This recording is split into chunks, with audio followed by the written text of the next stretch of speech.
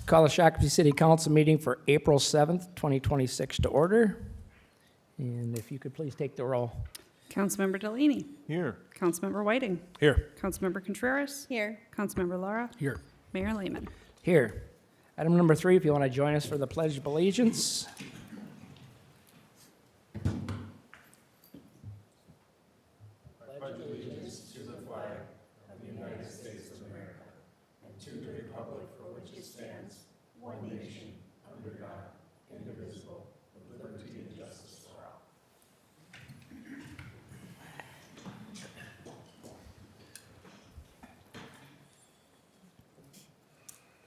Item number 4, special presentation, Minnesota Valley Transit Authority Annual Update.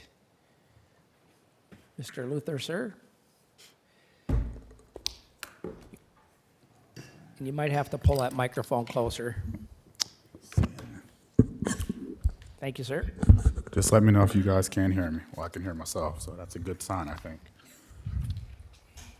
Thank everyone for their time this evening. I'll try to make sure my comments are not necessarily brief, but poignant. So again, my name is Luther Winder. I'm the CEO for Minnesota Valley Transit Authority. Been CEO now since 2016. Just want to give, obviously, one of our yearly transit updates. First, just talk about the agenda, some of the things that I highlight we'll go over.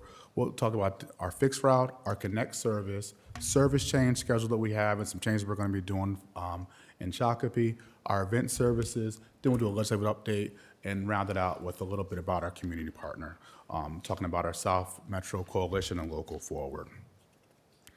It's important to note when I have these conversations by MVT, I always start off with the basis. Not everyone understands, obviously, the breadth of our services or what we do as an agency. So I just want to make sure, just want to know, we have 24 routes, express as well as reverse commute. We have local service on demand, which is Connect, which I'll get into a little later exactly what that is. We also have event services as well, too.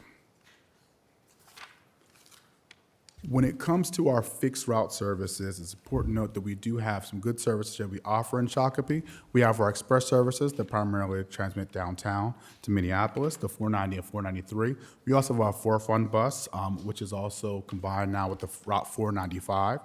That service goes from Mall of America to Burnsville. It has branches that go to Valley Fair when Valley Fair is operating.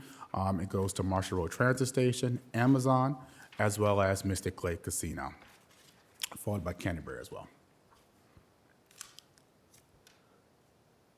From ridership standpoint, so when we look at ridership overall for Shakopee, it was actually really strong. There was over 18% increase in ridership from 2024 to 2025 for the city of Shakopee. Important to note that overall, when it came to on the last slide there, I wanted to fast forward this one, overall ridership, overall system-wide for our service is about 7.8%. So you guys were above the average for the service, for our yearly service, which is very beneficial. And we want to highlight a couple routes and why that was. So as you see here, obviously State Fair service is up at 47% from 2025, primarily driven by the fact that that last year was the first year we opened up all days for the fair. We had service at Southbridge, followed by our Route 490. As you see, dramatic increase of ridership there, continuing to add service as well as meeting the needs of customers.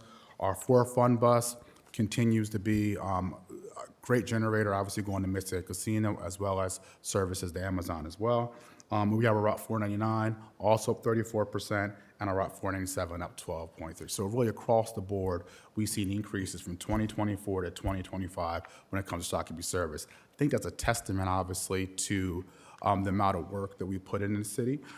I know Joy and her team spent a lot of time down in Shakopee, obviously meeting with the Shakopee High School, which serves on the 499, as well as obviously talking to Live Nation and working with Canterbury, Valley Fair, and all the major employers, as well as hospitals that you guys have here in this community, as well as the people here with the city. Fast forward until we look at our Connect service, and our Connect service is an on-demand service. And the next slide, I'll really key into exactly some parameters of the service, but just want to give the lay of the land when it comes to our app-based Connect service. That service overall, as you see here, the trend line for Shakopee and Prior Lake was started back in started in January 13th of 2025, continued to trend upward. We had over 12,000 trips that were provided here in that year of service. Overall, we've seen system-wide, we've seen Connect service up 33% year over year, and our average wait time for our Prior Lake and Shakopee services is 15 minutes, as you see, which that also is better than our other two zones, which I'll show you on the next slide. But as we continue to see here, we do have our goal as an agency is to have service under 20 minutes. Anytime we see service as a wait time above 20 minutes, we try to look at some, whether look at adding more vehicles, maybe look at some different changes from a software efficiency standpoint in order to try to get that wait time down. We have not exceeded that here in Shakopee, testament that we do have the vehicles that are needed and the right mixes for our services concerned, but we will continue to monitor that. We do have some challenges in some of our other zones, about 25-minute waits. We're looking to add vehicles as well as looking to do some changes to the software to make sure we can kind of minimize and reduce those waits, but that's not affected here. Important to note when I talk about our microtransit service, and that's Connect, I'll use that interchangeably, the demographics of that service, 65% of individuals who utilize that service go to and from work. It's important to note that when you look at that, 49% of those customers say that if they didn't have Connect, they'd have to use Uber and Lyft. But here's where it gets a little bit, when we have this conversation about Uber and Lyft and is that right for this community or right for these Connect riders, this is where we come into. That when you look at this, it says 48% of our customers have an annual income of less than $25,000. So when you think about going to work, that's 2 trips a day. And the average Uber and Lyft trip in our service area, in our communities for local trips, anywhere between $20 to $30 we looked a few years ago. There's no way a person making under $25,000 a year is going to be able to afford 10 trips a week at an average of $25 each way. So we understand that Connect is a good value at $3 and it provides that public transit need. And we like to see the fact that obviously with the wait times, it also makes it obviously appealing to customers. As you see from our ridership demographic mix, that 47% of our riders are people of color, 60% of our riders are women.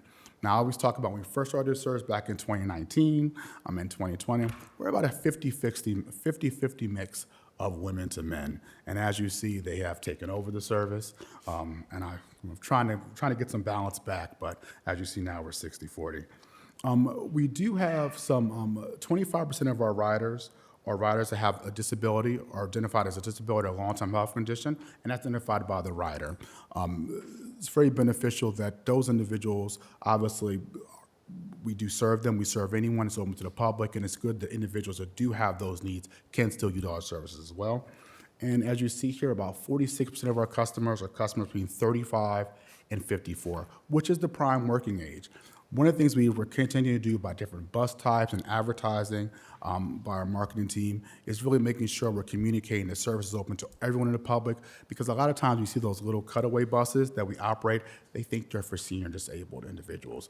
Understanding that it's not just for seniors, it's for everyone in the riding public, just like our larger fixed route buses are. So we still have ways to go as far as making sure we can make sure those populations of that, that sweet spot of 18, to 34, understand that bus is for them, but that's still a growing market for us, so we'll continue to advertise and promote that.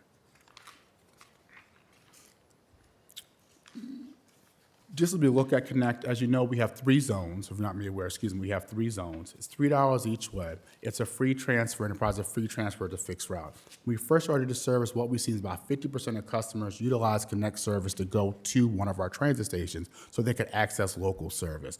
We still kind of see that, but now a larger percentage of that actually use it to go to and from work, and another large majority use it to go to one of our transit stations to access the network, and it's a free transfer. We accept cash, credit cards, as well as go-to cards on our Connect service, and the hours of operation, as you see, are 6 to 9, 7 days a week. The fun part, let's talk about the 2026 service plans here. A couple things we have really geared up for Shakopee. We continue to see Shakopee, as I'm sure you guys are aware, as continues to be one of the fastest growing cities, not only in Minnesota, but the nation.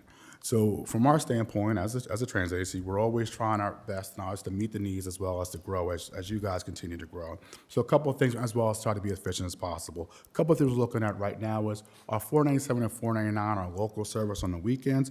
We're going to replace that with Connect service. As we see, we think we have the elasticity to do that with our existing infrastructure. Our 499, we're going to restructure that for faster travel between Marsh Road and Southbridge area.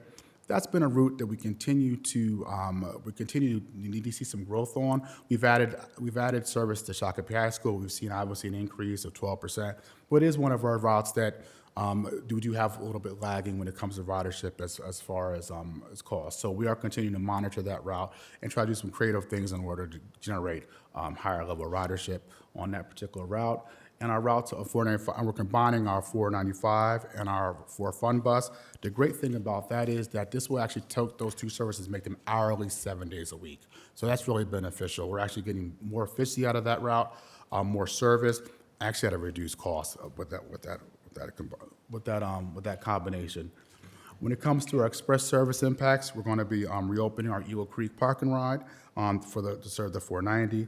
We're also going to be trying something this year, which is pretty new for us. I think new, really novelty in the industry. When we look at travel patterns, what we continue to see is on Fridays, it's a lower, obviously we have a lower amount of individuals utilizing express service that go downtown to Minneapolis for work. Normally, express service is normally 5 days a week, the exact same schedule, Monday through Friday. Now, in the beginning of the pandemic, you started to see that on Mondays and Fridays. Now, primarily, it's driven. We're still lighter on Mondays, but primarily driven by Fridays. So what we're going to do is we're actually going to put a more reduced schedule on Fridays and see if the ridership actually matches, obviously, the riders. So we're looking, the service matches the ridership. There's definitely some cost savings for us, and we're hoping that we're going to meet that sweet spot when it comes to service. But interested to see how this works out for us, and we think that'll be a model that may be adopted to other transit agencies nationwide. And last but not least, we're potentially looking to merge our 490 and 493 routes as well from Southbridge going to UNM.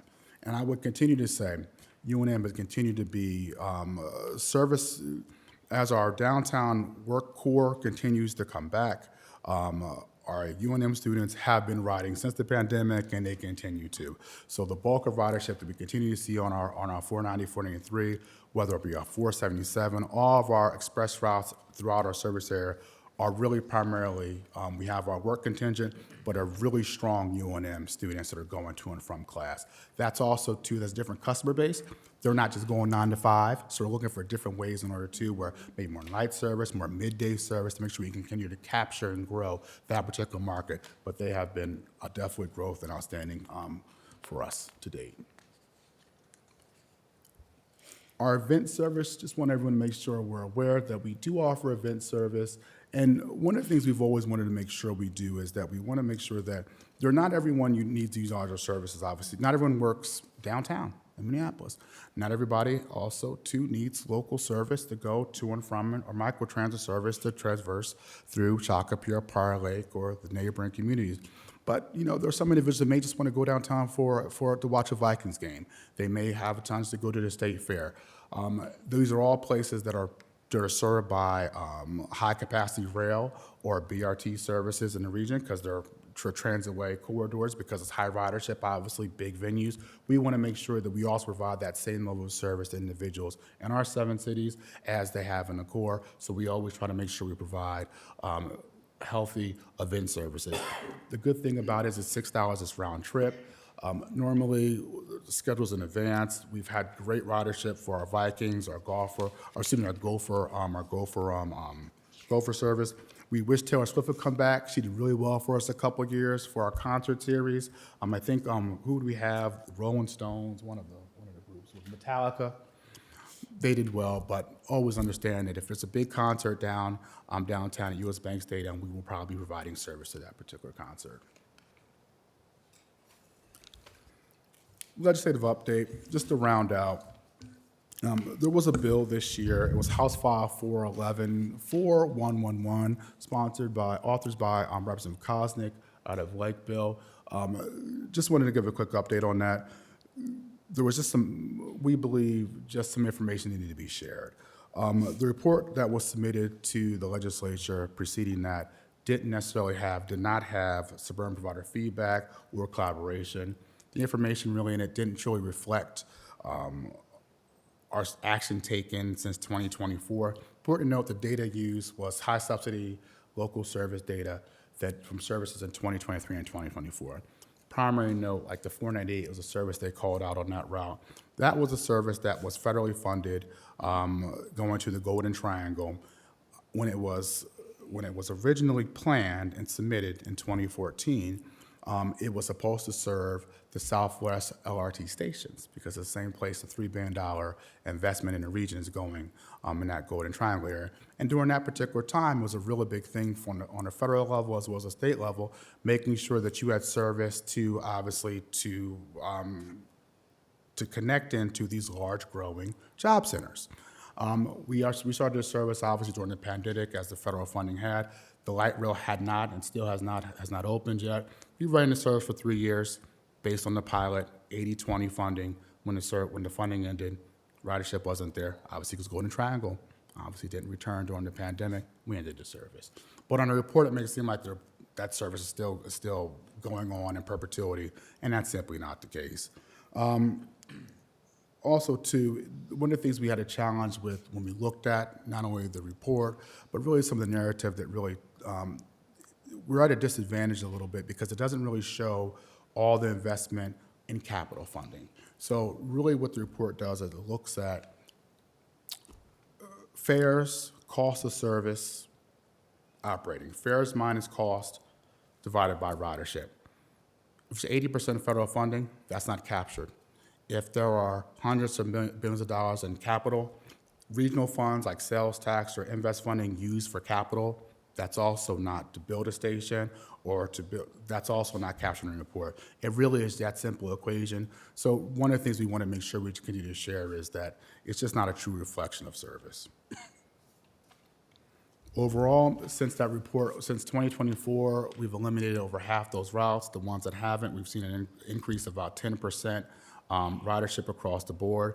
And even the routes that are still in service today, service has been reduced by 27%. Because we look at it, one of the things I think if anyone's seen, got a chance to read my article, I want everyone to understand that, there isn't a, when we see service doesn't work, we modify it. We have service changes four times a year. We don't have, there's nowhere, we don't take a service, there's no TJ Maxx or Dollar Tree we can discount it to. If it doesn't work, we modify it, we reduce it, we try our best, and we move on to something else. And that's what we've been doing.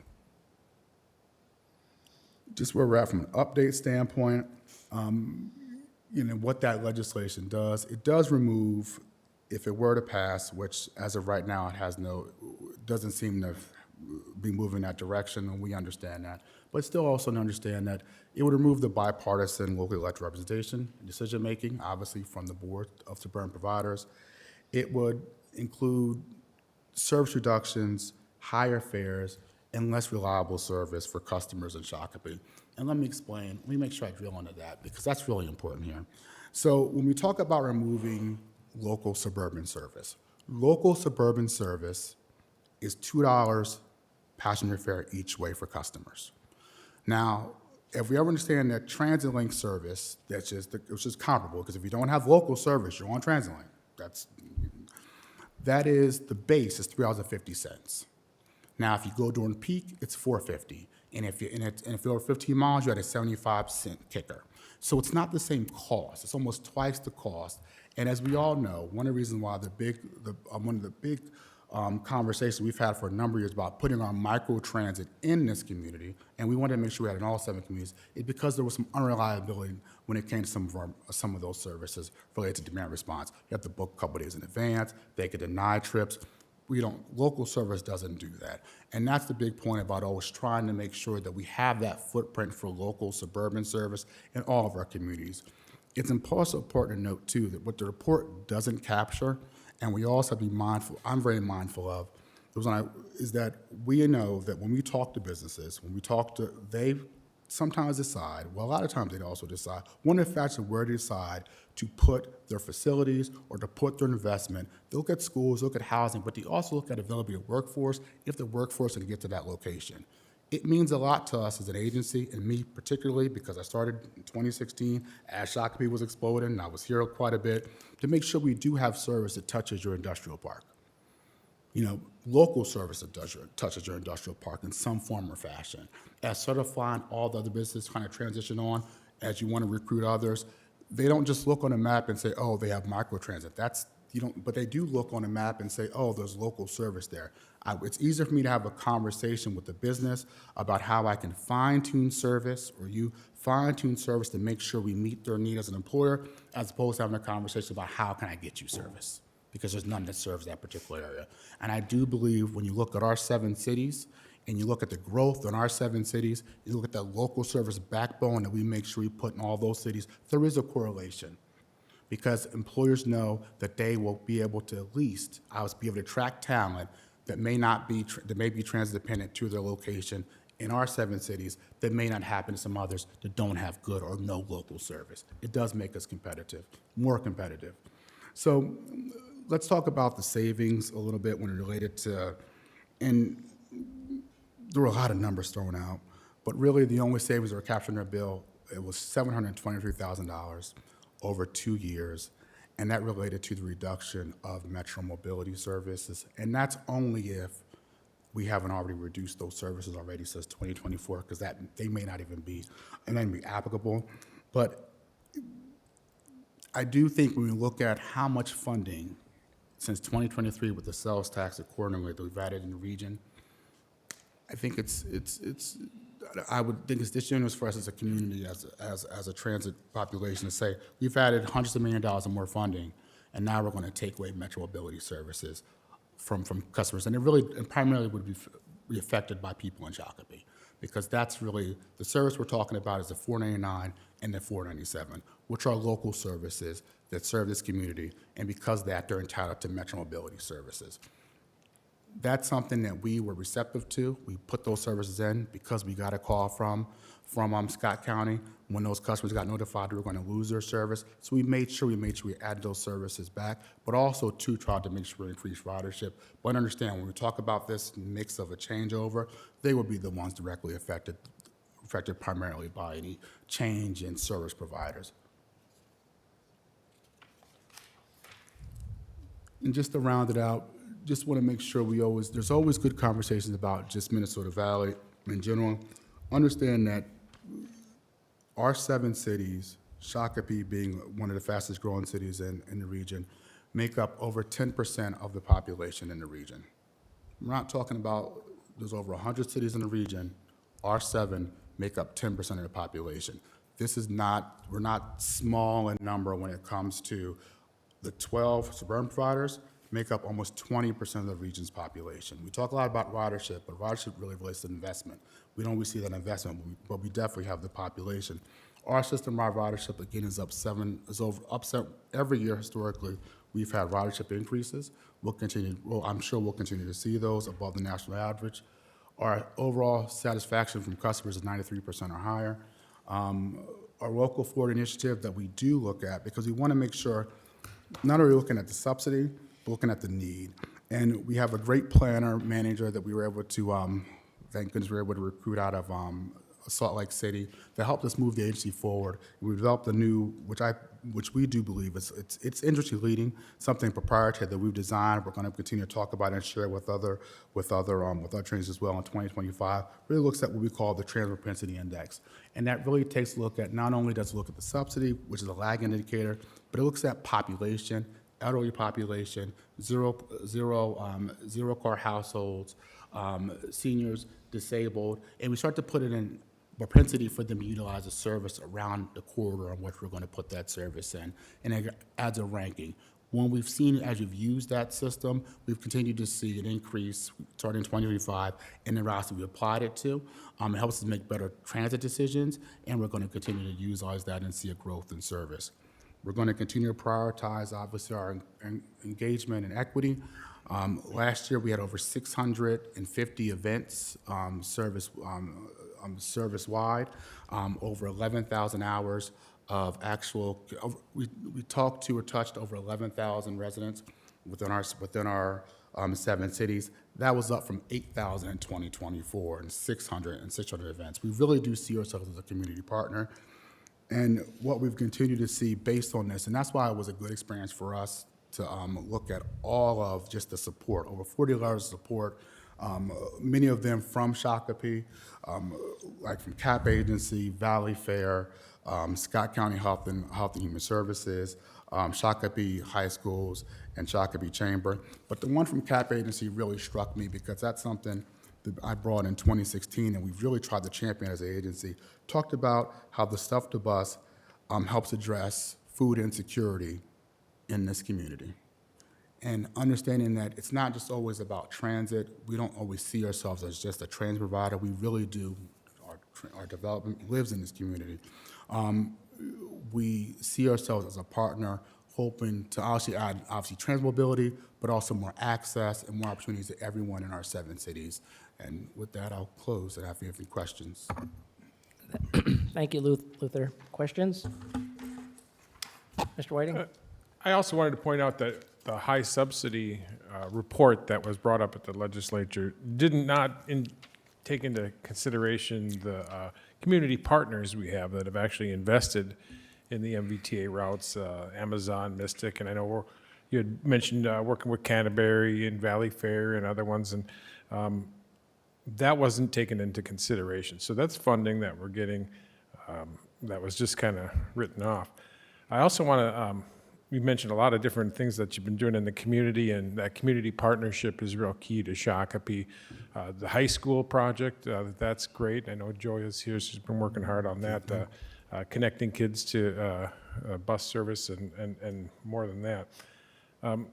One thing we've never had to do at MBTA is dig up tracks. So we can change, it takes a little bit of time to change a route because there's some processes involved, but it's not changing tracks, you know, so we don't have to build new rail or anything like that. MBTA is one of the cleanest, the safest, and for especially microtransit is one of the timeliest services that our community has for transit services. And I just want to point a few of those details out. Any other comments or questions? Councilor Contreras? Sorry, thank you, Mayor. We talk about advertising, you know, for concerts and everything. Here's a question for you. How about advertising for our own residents on concert days? And that would be, for example, taking the 490 or the 493 in the morning to get to work. But I want to avoid all the traffic on a concert night, right? I want to get home. So how do we advertise like, hey, you can do this and don't be stuck on the bridge for hours trying to get home? Or I, like for myself, but not, you know, other people who might live like close to a transit and say, well, I'll walk to it, but I want to go eat at Bravis, or I want to go eat at, you know, any place, but I don't want to be stuck in that traffic on a concert night. Like, You're talking about the amphitheater. the amphitheater, yes, on concert nights, pretty much, for the That's a amphitheater. really good point, and I'll definitely make sure Joy heard that. I took a note on that because I think that's very, very beneficial. Because it's important to note, you know, what we've continued to see in the beginning and during the pandemic, traffic was a lighter. So people chose to drive, and we understand that. But I think everyone has been traveling recently has probably seen that traffic seems to have returned, looks like from a standpoint when you're sitting in it, and with construction to it also because we've definitely returned to pre-pandemic levels as far as traffic is concerned. So I think that age-old, we used to do a lot of marketing, you know, ditch the pump or obviously ride, you know, ride in comfort.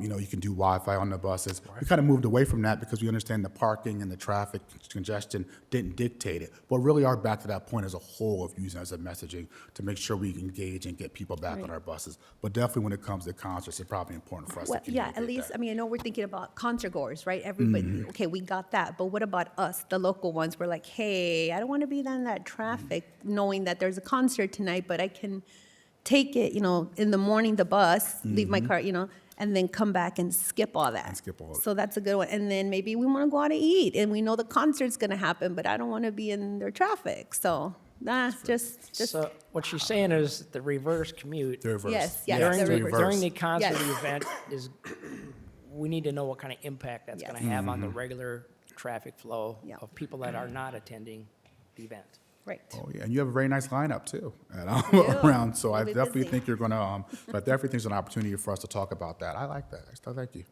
Thank you.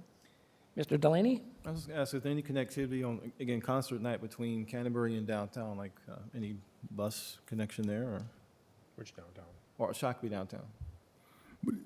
Repeat, as far as concert night for us to go down to Shakopee? Yeah, from Canterbury to Shakopee downtown, any opportunity for that? Or?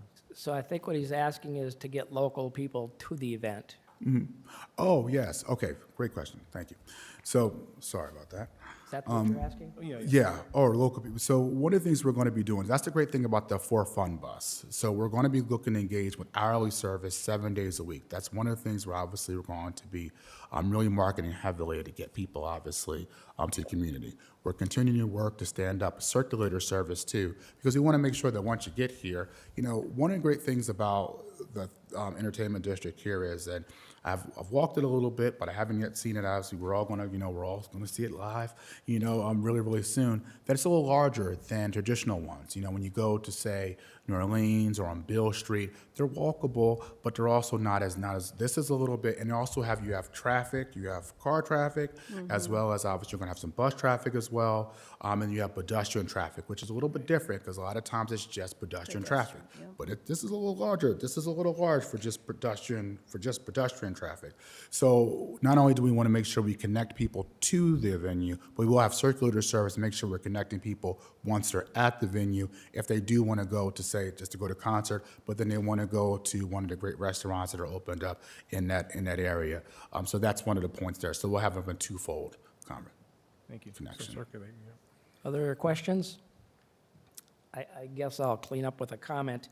I think it's awful rich for the proposed House bill to savings assumptions when the Met Council itself is the one that, when we talk about their light rail project, that's billions of dollars over budget, way behind schedule, keeps running into snafus, and then they turn around and decide, you know what, we're not going to build this other route. So they've proven their inability to do things properly or efficiently, so that would be the last thing I would want, is to see them take over another project that they shouldn't be touching. If we really wanted to save a bunch of money, we would restructure or abolish the Met Council, to be honest with you. But that's just me. So we appreciate you coming down. A lot of good information here. And I understand that there's going to be some bugs to work out as, these social districts and the amphitheater gets up for its first season.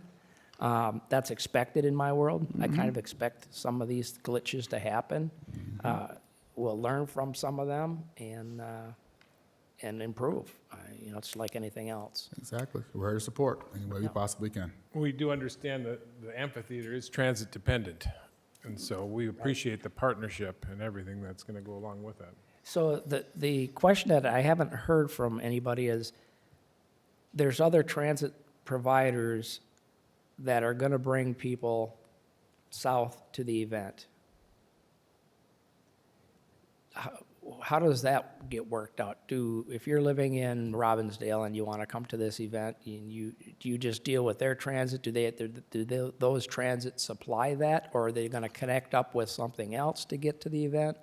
Great question. So we are working with other providers to see who wants to obviously operate transit. The great thing about what we've been doing and what we see is that all we're asking, if you want to serve Southbridge or you want to obviously have a location, we'll have service that does the rest of the connection. We just need assistance, or if they want to move into communities, this is where we need you to terminate, and obviously then we'll take it from there, and we'll coordinate on return. Based on their schedule, because we'll have some pretty frequent running service. Okay. We do believe that I think a lot of times it's not just us as a community. I think some other transit providers looking to see obviously what the impact is, what the what it looks like, what the ridership is, and I guarantee you a year or two, we're gonna we're gonna have a lot more coordination because I do think this is really big for Shakopee. I think it's really big for the area, and we're just happy to be a part and participate now as providing some service to service the event. Very good. I've been looking at the connection piece to the various providers for years. You have too, Jay. And, there's some that just don't seem to want to make them connections work, and it's very critical, for the riders, wherever they may be in different areas. It's the real critical piece, and it looks like some of their cop-out is to just take over the whole thing and be very bloated, inefficient, and not service-oriented to this particular areas that they serve. Like you point out in your documents here, the transit, urban transit is much different. It is. Where the bus is going down to the highly dense population centers and it's stopping, every two corners or whatever. And it's just a consistent thing, where they're seeing a lot of ridership in a very small area. Yeah. So it's a whole different animal, and some of these folks maybe don't understand that. Councilor Contreras? All right, one other just clarification. So you said it's $3 a ride wherever anyone goes. It's a On Connect service. on Connect service. Local service is $2 each way. $2. Okay. Okay. Yeah, that's pretty good. No, that is pretty good. Okay. Any other questions, comments? That's it. Thank you. Thank you for your time. Thank you.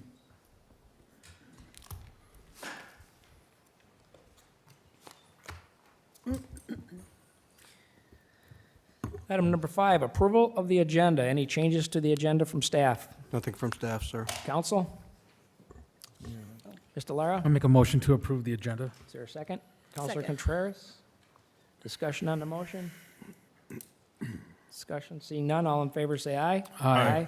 Opposed? Motion passes. Item number 6, consent agenda.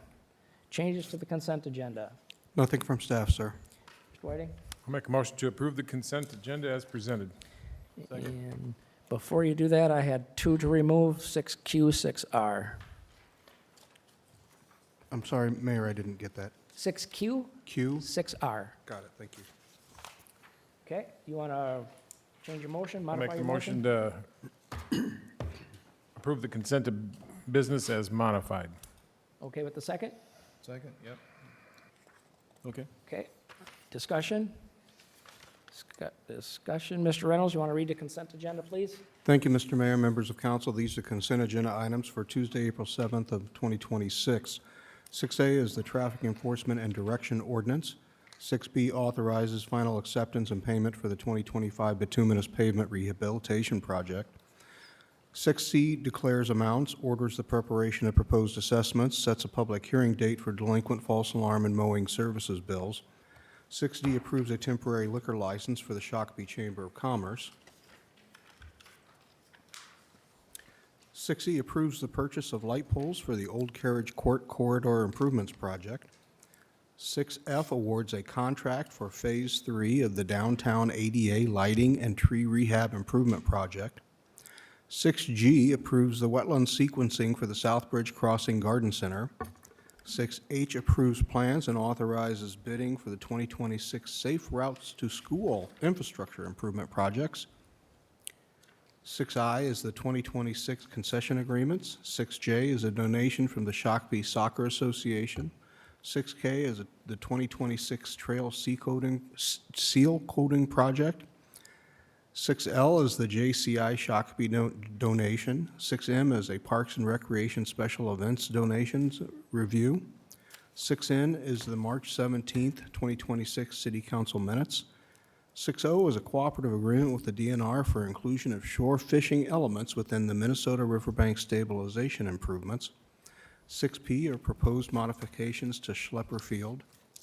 6S is the services agreement with Live Nation for the Mystic Lake Amphitheater. And 6T is the tree planting project done by a local Eagle Scout. Thank you, Mr. Reynolds. Any discussion on the motion? All in favor, say aye. Aye. Opposed? Motion passes. Item number 7 is public comment. If you are here in the audience for an item that is not on our agenda, now would be the time to come forward. We'd love to hear from you. If you're here for an item not on the agenda. Last call, seeing none. Business removed from the consent agenda, I remove 6Q. This is basically a transfer of funds, and part of that is a transfer to the park fund. So basically, we're taking general levy dollars that weren't spent from the budget, because we estimate, and transfer them to the park fund, and I disagree with that, so pull it off so I could vote against it.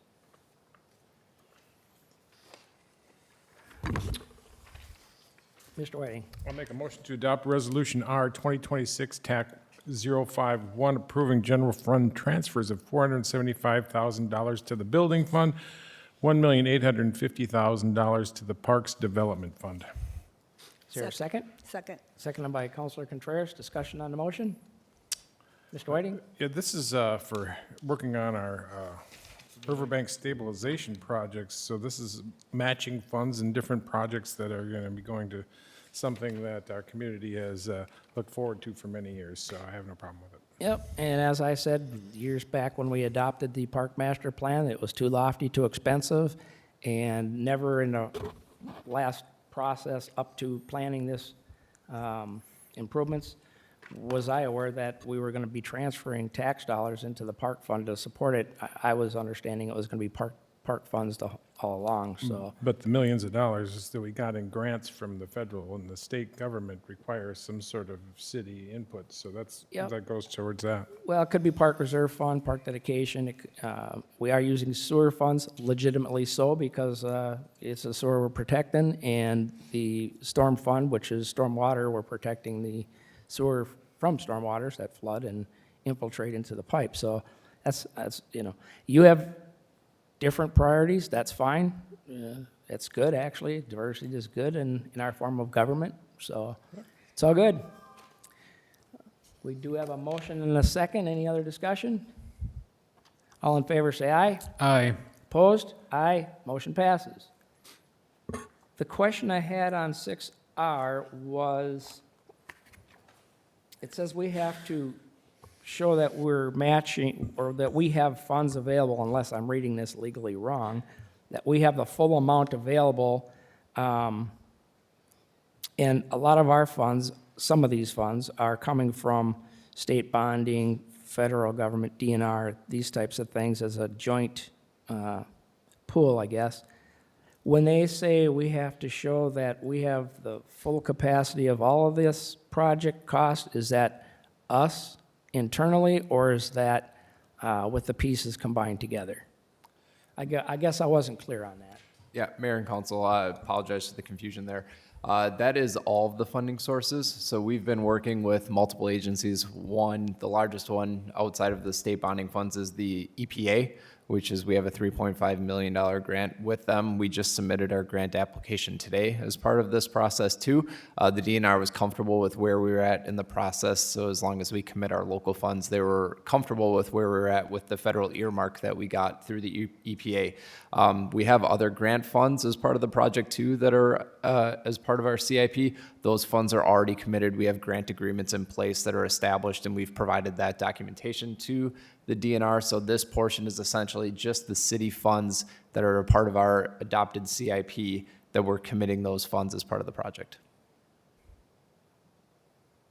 And those local funds include our park dedication funds, our park asset funds, our sanitary sewer funds, our storm drainage funds, and then those are the funding sources, Mayor. Right, and when we say park funds, we're talking about the money that we just moved from the taxpayers' levy that was excess into the park fund.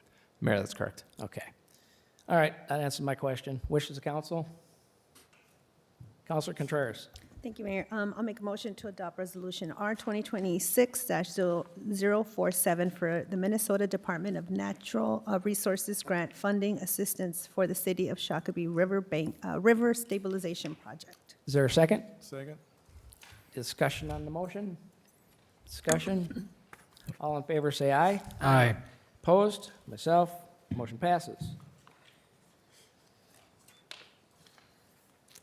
Item number 9, motion to recess for Economic Development Authority meeting would be in order. Counselor Contreras. Make the motion to recess to the EDA Is meeting. there a second?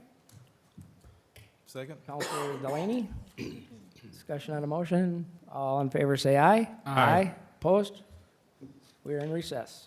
I'd like to call to order the Tuesday, April 7th, 2026 meeting of the Shakopee Economic Development Authority.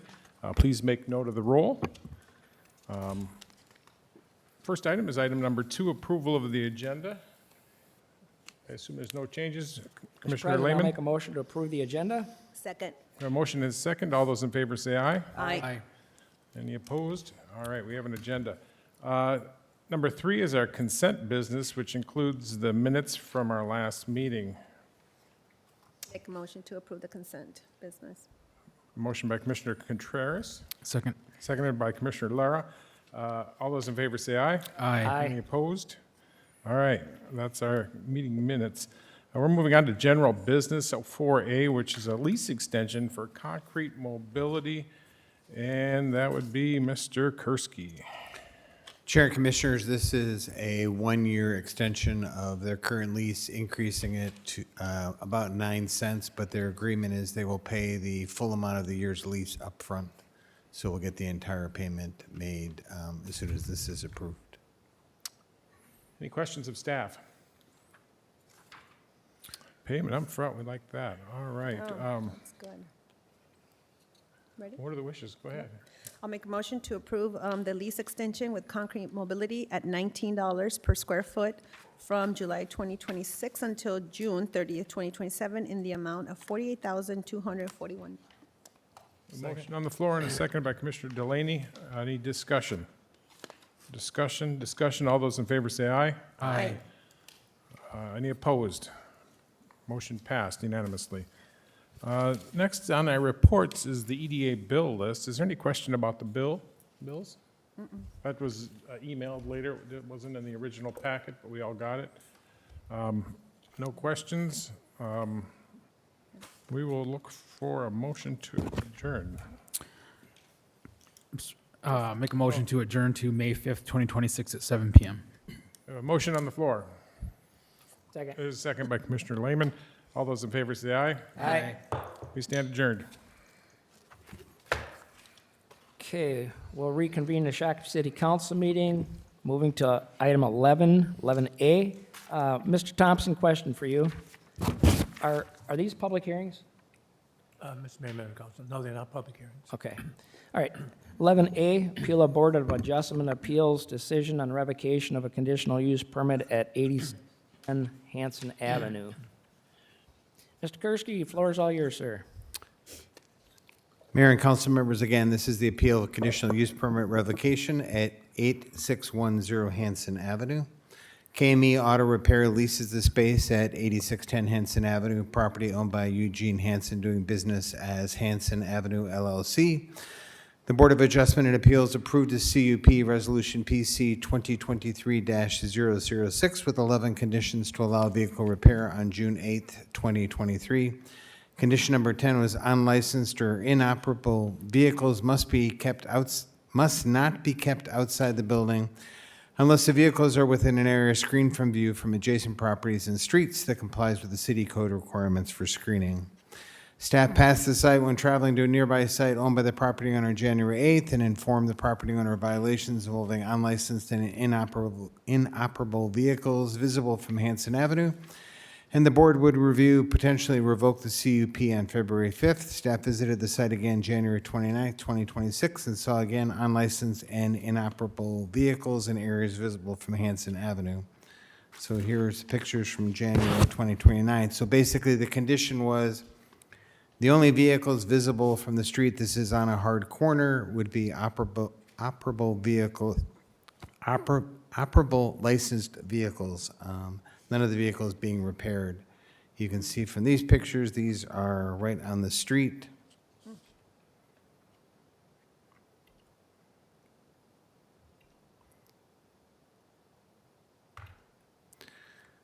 So City Code Section 15.001J allows the Board of Adjustment Appeals to revoke a permit upon violation of any condition of the permit requirement of the City Code Chapter 151 or a violation of state or federal law or regulation.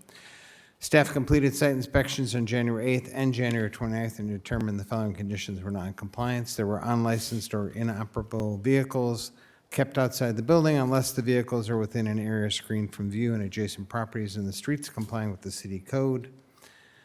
The board reviewed the conditional use permit on February 5th and revoked the conditional use permit due to noncompliance. The property owner's attorney and the tenant, KME Auto Repair, each filed appeals on February 13th to the board's decision. KME stated in their appeal narrative the site was now in compliance. Staff visited the site March 30th, 45 days after the appeal, and found 9 vehicles without license plates and 1 vehicle with registration from June of 2025 in areas visible from Hanson and Stagecoach Road. So these are all unlicensed vehicles, which violates the city code. This one had flat tires, damaged rear suspension, wheel expired registration. And then we also noticed there's a oil spill here on the property because it was raining. It was pretty visible.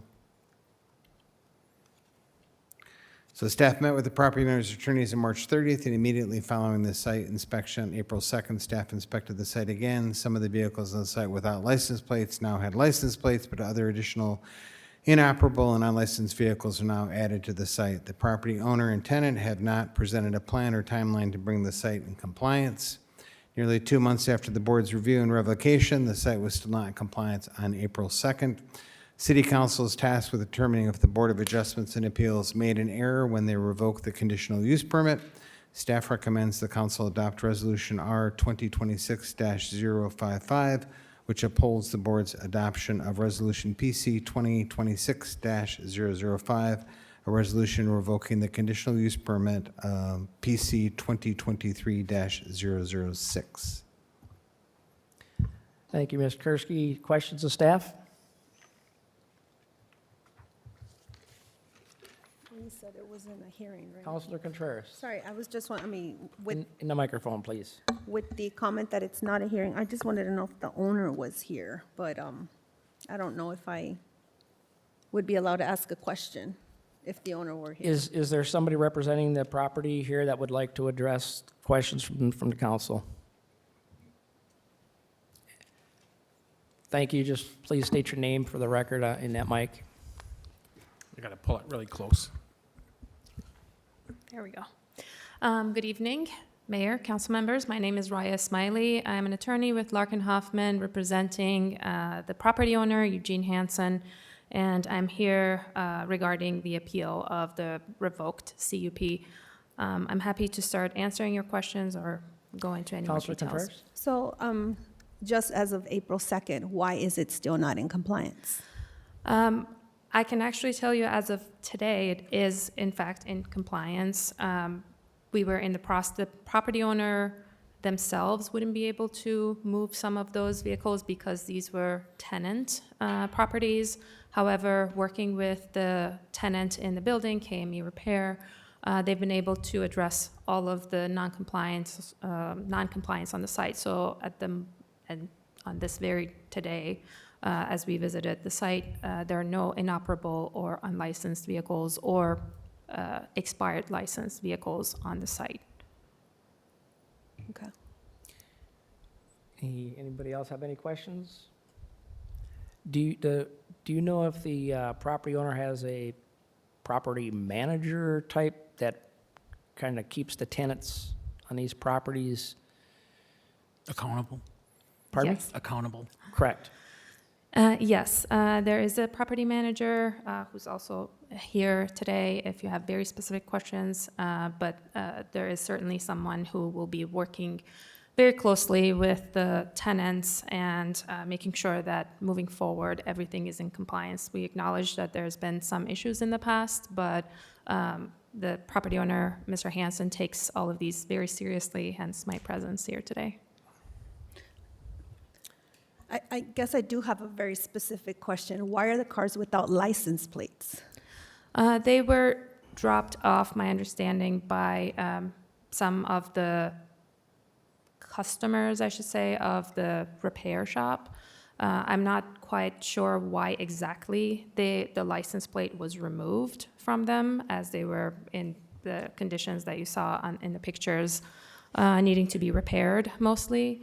Otherwise, they have, again, as I mentioned, they have been removed from the site, and they're not visible from the corner and in compliance with the CUP. Counselor, I can answer part of this. My years in automotive. The way cars are built nowadays, it doesn't take a whole lot to take a front or rear fascia off a car in an accident. And that's where the license plate goes. So a lot of times the license plate is not able to put on there. But that doesn't mean you can't take it off the fascia on the ground and put it up in a window or something. Just to show that it does have No, current. I current get it, but stuff. looking at the pictures, Yep. it's kind of like, Right. Yeah, it's the banged up ones. well, like this one doesn't. and No, it's that not- one there, it should have one, It yep. should have one, all these absolutely. over here. There's nothing. Yep. I don't disagree. Okay. Mr. Sorry. Mayor. Mr. Lara? Mr. Kursky, if we adopt this resolution and it's rescinding their conditional use permit, what are their next steps to perhaps get this back? Do they have to, what do they need to do? Mayor and council, I'll leave that to the city attorney to respond to that. No, Mr. Mayor, members of council. Unless it's something in the code that I'm not familiar with, and Michael, I would know better, they could reapply for a conditional use permit for, the same use, and I don't think it's anything that precludes them from applying from another CUP. I do have a couple recommendations, I would make sure ask the attorney if she has anything else to say other than just answering questions. She may have something else. And I'd be curious to know whether her statement that they are in compliance is based on her personal observations or whether it's from another source. Okay. Would you like to answer that Thank question? you. Mr. Mayor, council members, to answer, I'll start from the last question. These are my personal observations. I was on site today before the meeting to make sure that all the non-compliance situations are addressed and what the status of the property was. And to go back to what else I wanted to add, if I may, I would say that a conditional use permit runs with the land, with the property, so it becomes a property right for the property owner. The type of use that this business has on the site is a use that is allowed through a conditional use permit in the district. So if the conditional use permit was to be completely revoked, the use will not be able to continue. And the conditional use permit for this site is vehicle repair. And that will not be, the business will not be able to continue their business. Let me correct you just a little bit here, since I ran a business for 20 years, Sure, go ahead. automotive, with a conditional use permit. The item being challenged and the reason of the potential revocation is not based on whether it's a proper use in the proper zoning. It's for not adhering to the conditions that were agreed upon and accepted at the time of the conditional use permit being granted. Correct? So the conditional use permit has conditions listed on it that have to be met from the day that it's approved as a conditional use permit throughout its service. So if you were to sell the business to somebody else, and yes, you're correct in that the land use portion and the business use stays with the property, But them same conditions, or maybe even more conditions, or less, depending on what type of change would happen, would then come into play. So that's not what's being challenged. The permit was issued in '23, and the property owner and business had to be aware of what the conditions were over the last 3 years, right? And for some odd reason, there wasn't the oversight to follow the conditions that were part of the requirement of the conditional use permit. Fair statement? Fair statement, absolutely. So the question now is, why were they not followed? I unfortunately cannot speak to way back when it was in fact the conditional use permit was given in 2023. As staff mentioned, the non-compliance items were, they started to document them starting the beginning of this year. So it's not that the non-compliance goes back to the beginning of the issuance of the Right. CUP. And- Yeah, and I wasn't implying that. I was saying that the conditions Yes, that are currently not in, that were in non-compliance. Right. Them same conditions existed throughout the life of the conditional use permit. yes, absolutely. Condition number 10, as Ms. Okurski mentioned, which is there cannot be inoperable or unlicensed vehicles on the site. That being said, because of that one condition not being met, then the entire CUP can be revoked, which we are hoping that you And I have a reverse. question for the property manager, if he doesn't mind. Would you mind answering a question or two? You should be able to pull another chair over there if you like. Okay. I don't have to give up my seat.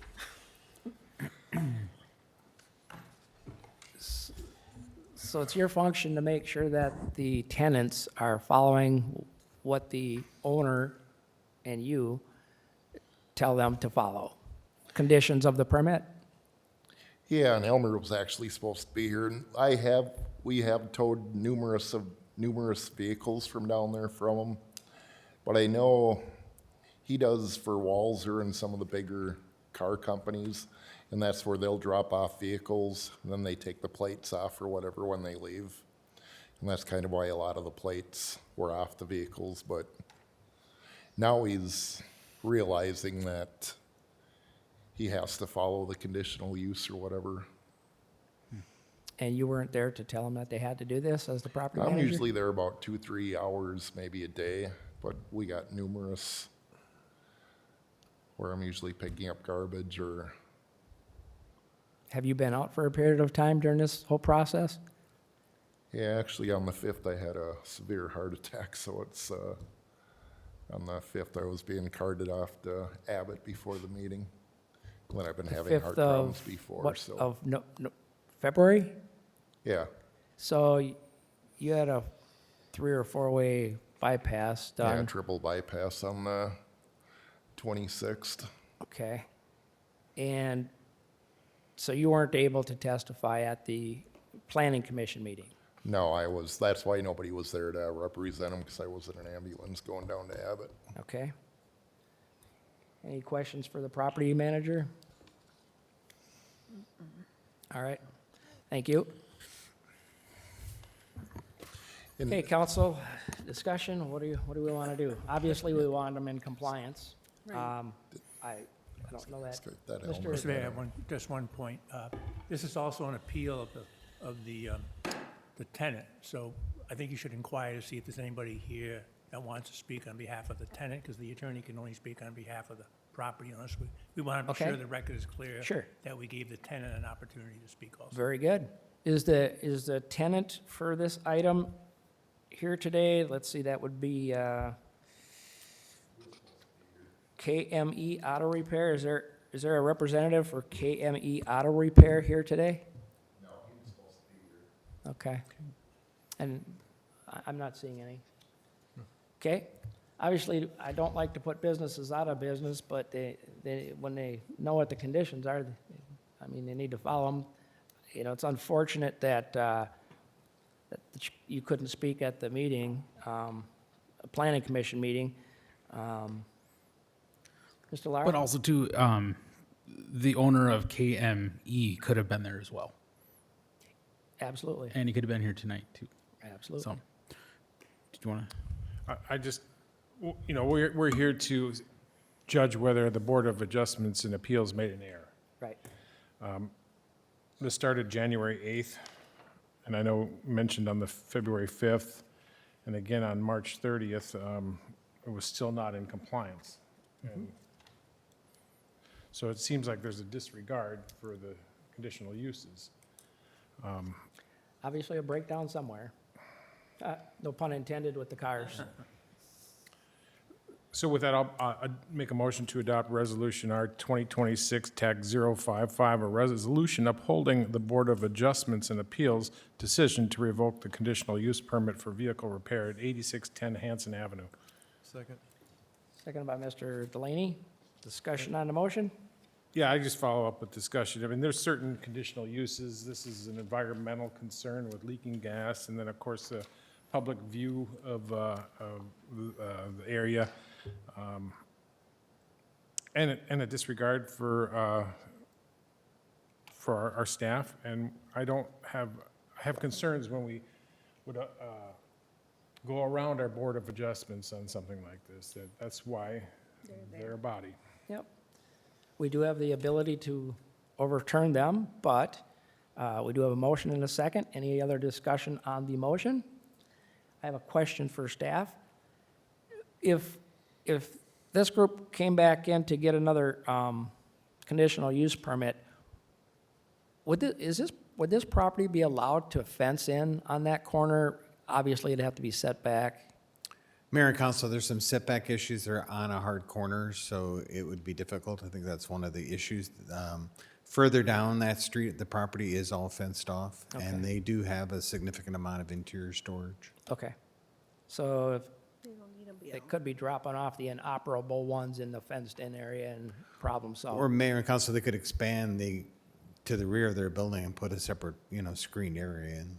Okay. All right. Any other discussion? Seeing none, all in favor say aye. Aye. Opposed? The motion passes. Item 11B is an appeal of the Board of Adjustment and Appeals decision of revocation of conditional use permit at 1555 Maris Street. Mr. Kursky, floor is yours, sir.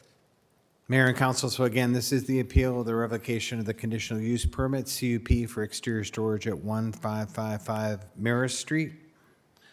The Board of Adjustment and Appeals approved a CUP in 2024 with 5 conditions. Condition number 1 was storage of both semi-trailers and semi-trucks not affiliated with tenants of this building would not be permitted. Condition number 3 was storage area must be paved and vehicles stored on the site must be both licensed and operable. Staff visited the site in January 8th of 2026 and informed both a representative of the property owner and the property owner of violations involving unlicensed and inoperable vehicles and a semi-truck and trailer not affiliated with the tenant of the building. Staff informed the property owner that the board would review and potentially revoke the CUP on February 5th, 2026 if the site was not brought into compliance. Here's kind of what the site looked like back in January. Again, if you remember, city code requires these dumpsters to be either in an enclosure with a roof or inside the building. Excuse me, what year was the conditional use permit given on this property? 2024. Okay. And I'll say, the property owner we've had issues in the past with, so we want to make it really clear on this CUP that we would have conditions, for instance, for semi-trailers and semi-trucks, that they had to be affiliated with the business. They weren't being stored on the property. So that was one of the reasons why the board put this condition on. So again, here's vehicles, expired tags and damaged. Clearly a semi that's not affiliated with the business that's being stored on the property, inoperable. Semi-tractor trailer not associated with the building tenant sitting in the back, expired registration.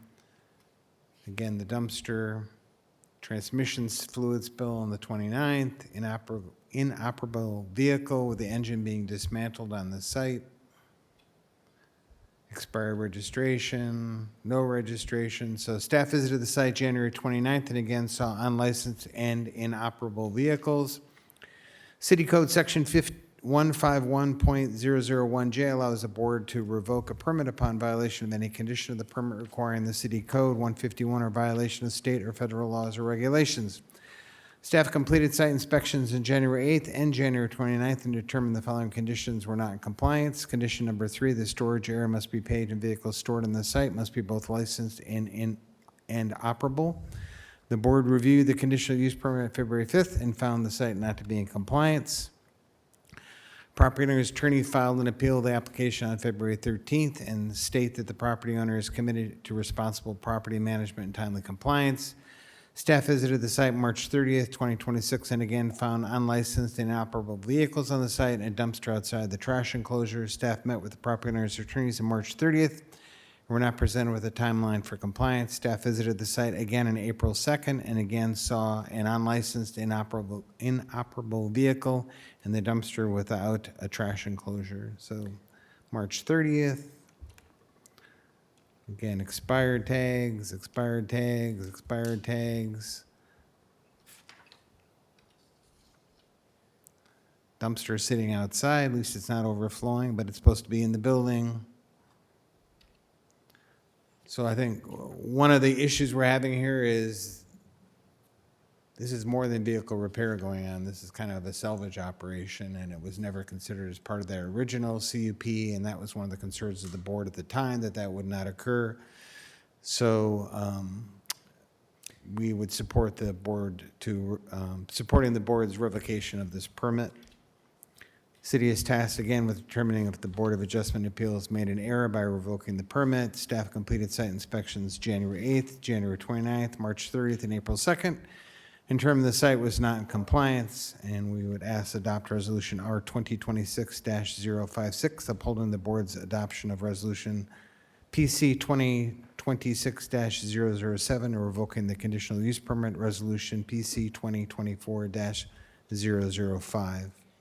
Mr. Kursky, was there contact made during any of these inspections with anybody on the property so that they knew that this was an issue? Mayor and council, we contact the property owner. It's their job to police their tenants, not the city Okay. staff. So, And so the first visit was, January 8th, January 29th, March 30th, April Yep. 2nd. And the And- most recent visit, staff found people on the property that own some of those trucks looking for the operator because they don't have keys and they wanted to pick up Right. their trucks. so on what date was the property owner notified of the problems? Back in January. Okay. Questions, staff? With the last comment you made, so they were looking for the person who operates the shop for the keys? Sorry, so it was unattended? I'm trying to understand that. So Mayor and council, some of the owners of some of those vehicles were there trying to pick up their vehicles, or they had dropped off their vehicles for repair. So again, this is not supposed to be a vehicle repair situation. This was for outdoor storage, not vehicle repair. And they were asking city staff where the owner was because they want to get their vehicles, and they had dropped them off and they didn't have their keys. And this was during business hours, right? Just Yes. to make sure. Okay. Hey, Mr. Kursky, I'm sorry, I'm not seeing who the operator is I don't see in it. this memo. I think, go ahead. Tenant, I guess you would call it. Yeah, Mayor, council members, this is a multi-tenant building, so there's Elite Trucking, there's Brum Repair, there's oh my God, I'm blanking on it. Biff's. Yeah, Biff's, well, and then TKE that are all operating from the same, it's a multi-tenant property. Okay, but the tenant in charge of this mess. So- It's, So Mayor and Council, just to make something clear here, so we had advised the owner of the property not to take out a CUP for the entire property because we would run into problems. So some of the existing tenants on Thursday will have a hearing for their own CUPs because they would like to stay in the property. They are in good standing with the city. Biff's, in fact, is renting space now in the building instead of just storing portalets there, so we're trying to get the property in compliance. This particular tenant was who the original CUP went with, and so unfortunately, it's put everybody else in jeopardy, and so we're trying to clean this up. The reason I ask is because I did offer the previous tenant that wasn't here an opportunity to speak, and I'd like to say if somebody from so-and-so is here, Yep. I wanted to get, but I don't know who to ask for. The tenant at 1555 Morass Street. Right. Okay, very good. Go ahead. Any Mayor, comments? council members, I do want to add some context to the situation. Elite Trucking, and I believe that what Mr. Kursky mentioned about people not being able to find the operator, and this is the one problem tenant that we're talking about. We are in the process of evicting this tenant for a variety of reasons. The eviction process, unfortunately, is not a quick process. It will take time. We have made the notice and we are filing it. It has to go to court. So it's, even though we have started the process, it will take a while. And though the CUP may have originally been intended for this specific operation, it doesn't necessarily mention Elite Trucking as the holder of the conditional use permit. So rather, it is a conditional use permit belonging to the property and therefore property owner. So we are actively addressing the problem tenant, and many of the inoperable and unlicensed vehicles have been removed, but anything else that is left on site, we unfortunately at this very moment cannot in fact touch because of the eviction process, and because these are considered personal properties, and by law, the property owner cannot self-help and try to clean the site. So there is some judicial process actually that has to, and steps that have to be taken before we are able to completely remove this problem tenant.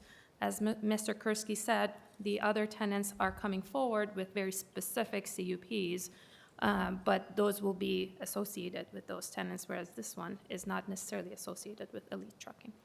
Okay. Anything to add, Mr. Kursky? No? We're Pardon me, good? sir? Y'all good over there? Yes, sir. Okay. Questions? Okay. Wishes of council. Make a motion, we adopt resolution R 2026-056, which upholds the Board of Adjustment and Appeals' decision to rescind a conditional use permit at 1555 Marist Street. Is there a second? I'll second. Seconded by Councilor Lara. So we have a motion by Councilor Delaney, seconded by Councilor Lara. Discussion by council. Any discussion from council? No. Seeing none, all in favor say aye. Aye. Opposed? Motion passes. 11D, 11C. Appeal of Board and Adjustment. Appeal of Board of Adjustment and Appeals decision on revocation of a conditional use permit at 1515 Morris Street. Mr. Kursky? Mayor and council, so the board revoked a CUP, Resolution R 2026-005, allowing exterior storage of vehicles associated with PRS Towing and Transportation LLC at 1515 Marist Street, property owned by Marist Street LLC, Eugene Hansen, due to noncompliance with 6 of the 9 CUP conditions. Applications for an appeal were submitted by Raya from Larkin Hoffman here, and Aaron Judish, the applicant for the CUP, and the co-owner of PRS Towing. So during a site inspection, 3/30/2026, the exterior storage area still exceeds the 20,000 square feet, which was condition number 1. Condition number 2 is that we're supposed to have a maximum of 30 vehicles. During the site inspection on 3/30/26, staff observed 40-plus vehicles inside their fenced area. Condition number 5 was PRS Towing and Transportation shall obtain and maintain all local required and state licenses and remain active with the Office of Minnesota Secretary of State. Aaron Judish, the CUP applicant and co-owner of PRS Towing and Transportation, applied for a towing license in February. However, did not pass the background check completed by the Shakopee Police Department. Therefore, the license was denied. Condition number 3 was fencing shall be moved a minimum of 20 feet. Fence permit was issued to the property, so that they are in compliance with that. On March 24th, 2026, submit an escrow and a 2-year warranty. The property owner has submitted a check and an estimate from a landscape company acceptable to the city. Condition number 7 was no storage of scrap tires, car hulks, et cetera, during a site inspection on 30/30/26. Staff observed vehicle parts in the fenced area. So just to give you some frame of reference here, if I get this over here, here we go. So this is the site we're talking about. One of the conditions was they had to move the fence back out of the sightline triangle. Again, this fence was originally installed without a permit. It's also barbed wire, which is not allowed in the city. So the non-conforming fence is the area in blue. They did. The leased area is this much larger area. So here's some pictures of the area. So boats, trailers, auto parts, tires, cars in the back here, mobile home. So these are the site inspections from March 30th.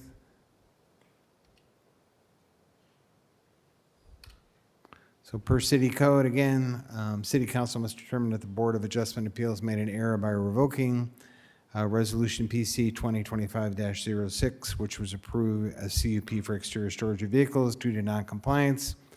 Only after revocation of the CUP on February 5th were any efforts by the CUP applicant or the property owner made to comply. Compliance of all CUP conditions is not possible, as the CUP for the applicant was unable to pass the required background check for a towing license.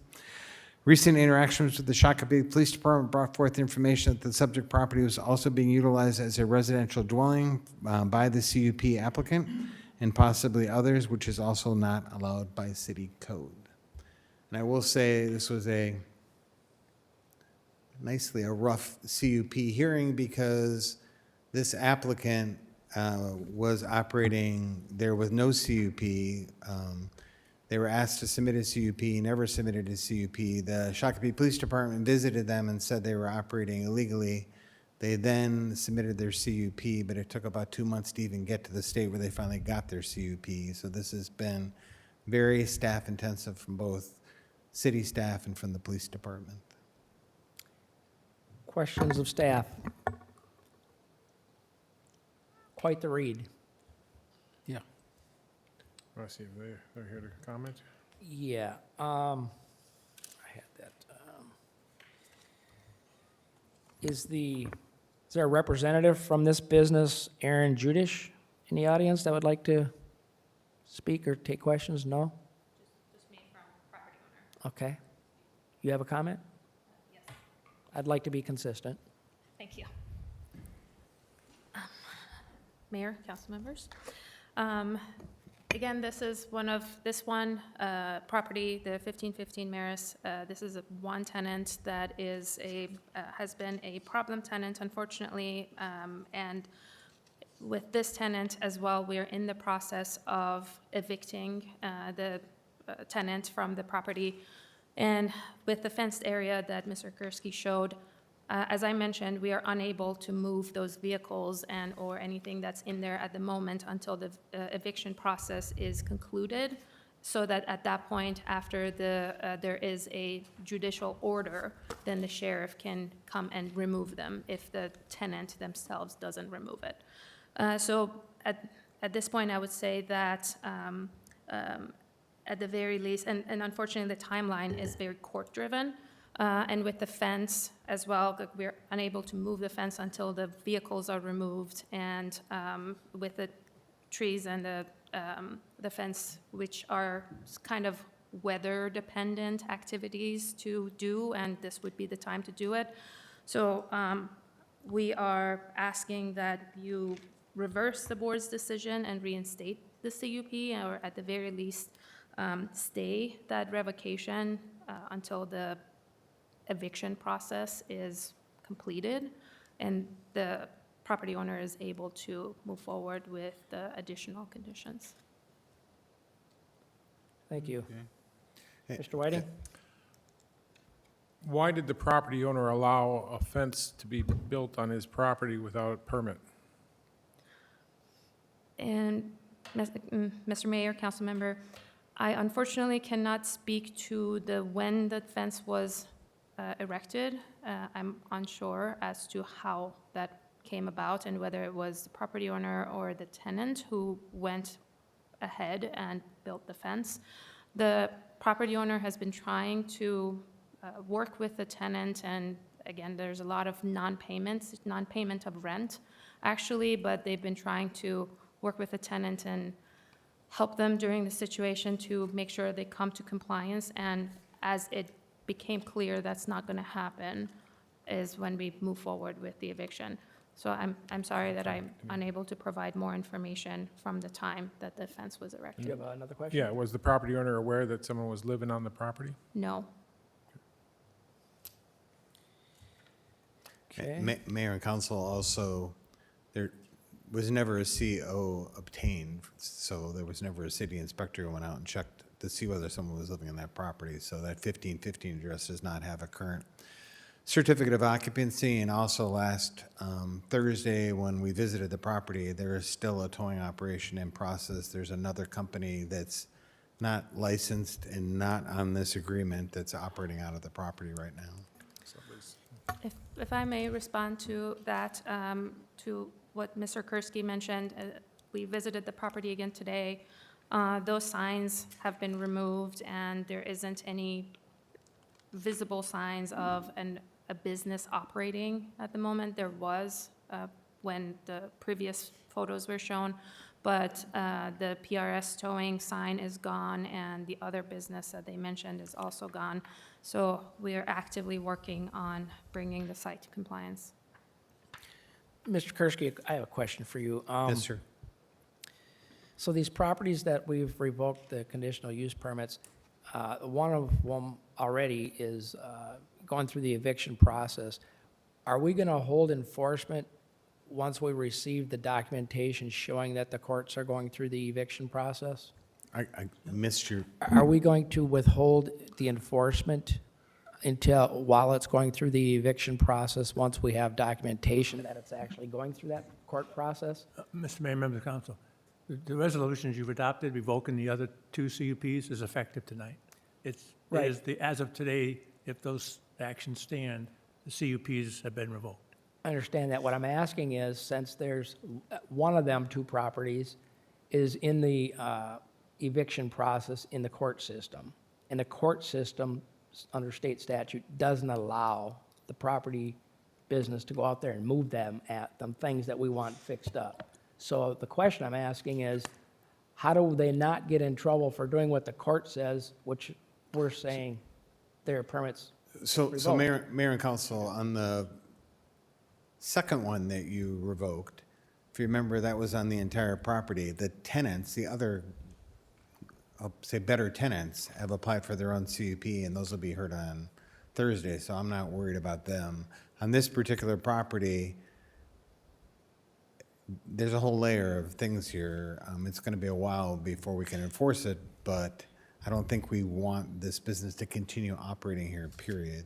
And the fact they don't have a license, they shouldn't be even on the property. Right, I guess what I'm really trying to ask is, okay, so you operate this business, you just lost your conditional use permit, the city is telling you to clean these things up, and the court is telling you you can't. Of course, telling the property owner can't. They can.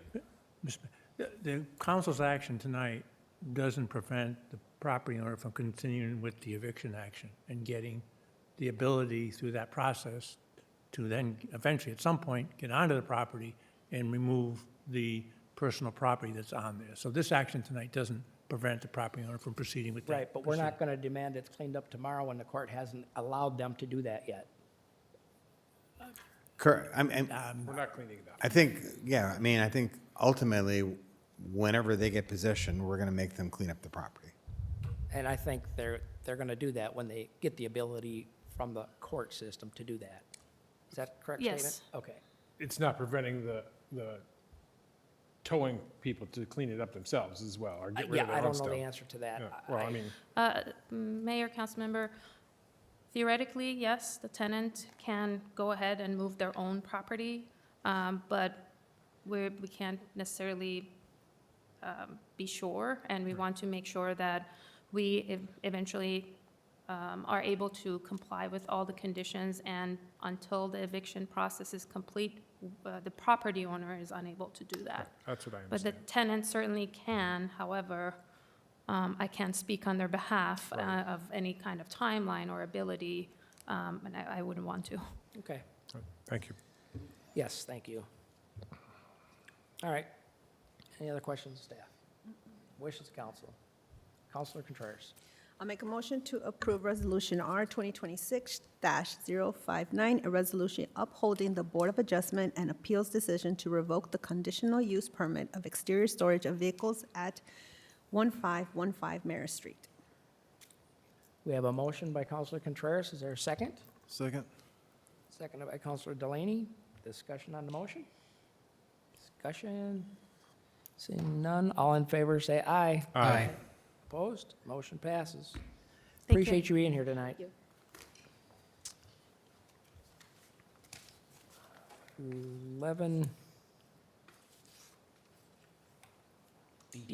11D, final plat of Southbridge Crossing, 7th edition.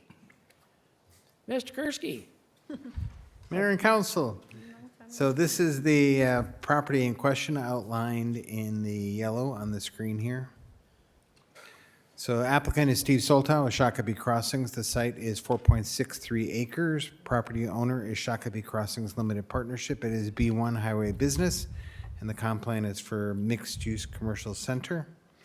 The proposed plat is to subdivide this one parcel into 4 parcels. Proposed McDonald's restaurant, building permits currently under review.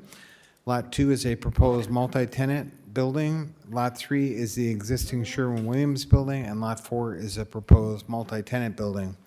No additional public streets or new access is required to Old Carriage Court. The lots will be served by an existing and future private drives that will also connect to the lot to the north, which is Good Day Car Wash, and south of the site, which is Chick-fil-A. So here is the actual plat.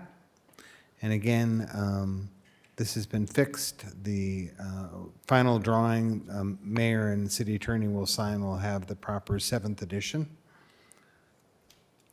So here is kind of the site layout. So the bottom right of your screen is the existing Sherwin-Williams. The upper left is the proposed McDonald's. There is a proposed future multi-tenant building on Lot 2, and then a proposed multi-tenant on Lot 4. So here is the proposed multi-tenant building. So Sherwin-Williams is ghosted off to your right. And so staff's recommendation is adopt resolution R 2026-0057 for the preliminary and final plat. Questions of staff? Mr. Whiting. This was like, gave us a little bit of a first blush on this when we talked about the Chick-fil-A, I Yep. think. And, but I didn't know McDonald's is going right next door. Me too, like McDonald's. It's going to be fast food alley All here. right, well, all good. No other questions. Questions of staff? Wishes of council? Mr. Lara. I'll make a motion to adopt Resolution R 2026-057, approving the final plat of Southbridge Crossing. Is there a second? Second. Counselor Contreras? Any discussion on the motion? Discussion on the motion? Seeing none, all in favor say aye. Aye. Opposed? Motion passes. Getting her done, Mr. Salto. It's taken a while, but we're getting there. 11E, amendment to Shakopee Public Utilities franchise agreement for large power users. Who is presenting on this one? Mr. Kursky? Mayor Are you and in your council. keep tonight, aren't you? Yes. So I just wrote the memo on this. You had a good discussion. We tried to answer some of the questions that came up during the joint meeting between Shakopee Public Utilities and City Council. Greg Drent is here, the general manager, to answer any specific utility questions. But I think basically, given the current capacity of the Shakopee Public Utilities network, we're limited to the number of large users that we would have. We did have a large user that looked at an existing building that just got vacated on 4th Street, and our competition was basically Woodbury and us. Woodbury is an XL territory, and for large users, they were able to provide a fairly attractive rate for them. We still haven't heard whether the rent potentially here offset that, but we're still waiting to hear. That would be a potential automated shipping company for a national retailer. So there are people out looking in the market. And over the past 2 or 3 years, we've had any number of small and large data centers have looked at Shakopee, have looked at building new buildings, have looked at existing buildings. So they're out there. The smaller ones have been kind of forced out of some of the cities because they're really relying on the mega data centers. We already have one small one here, so that is attractive for some of the other smaller data center users. Questions of staff?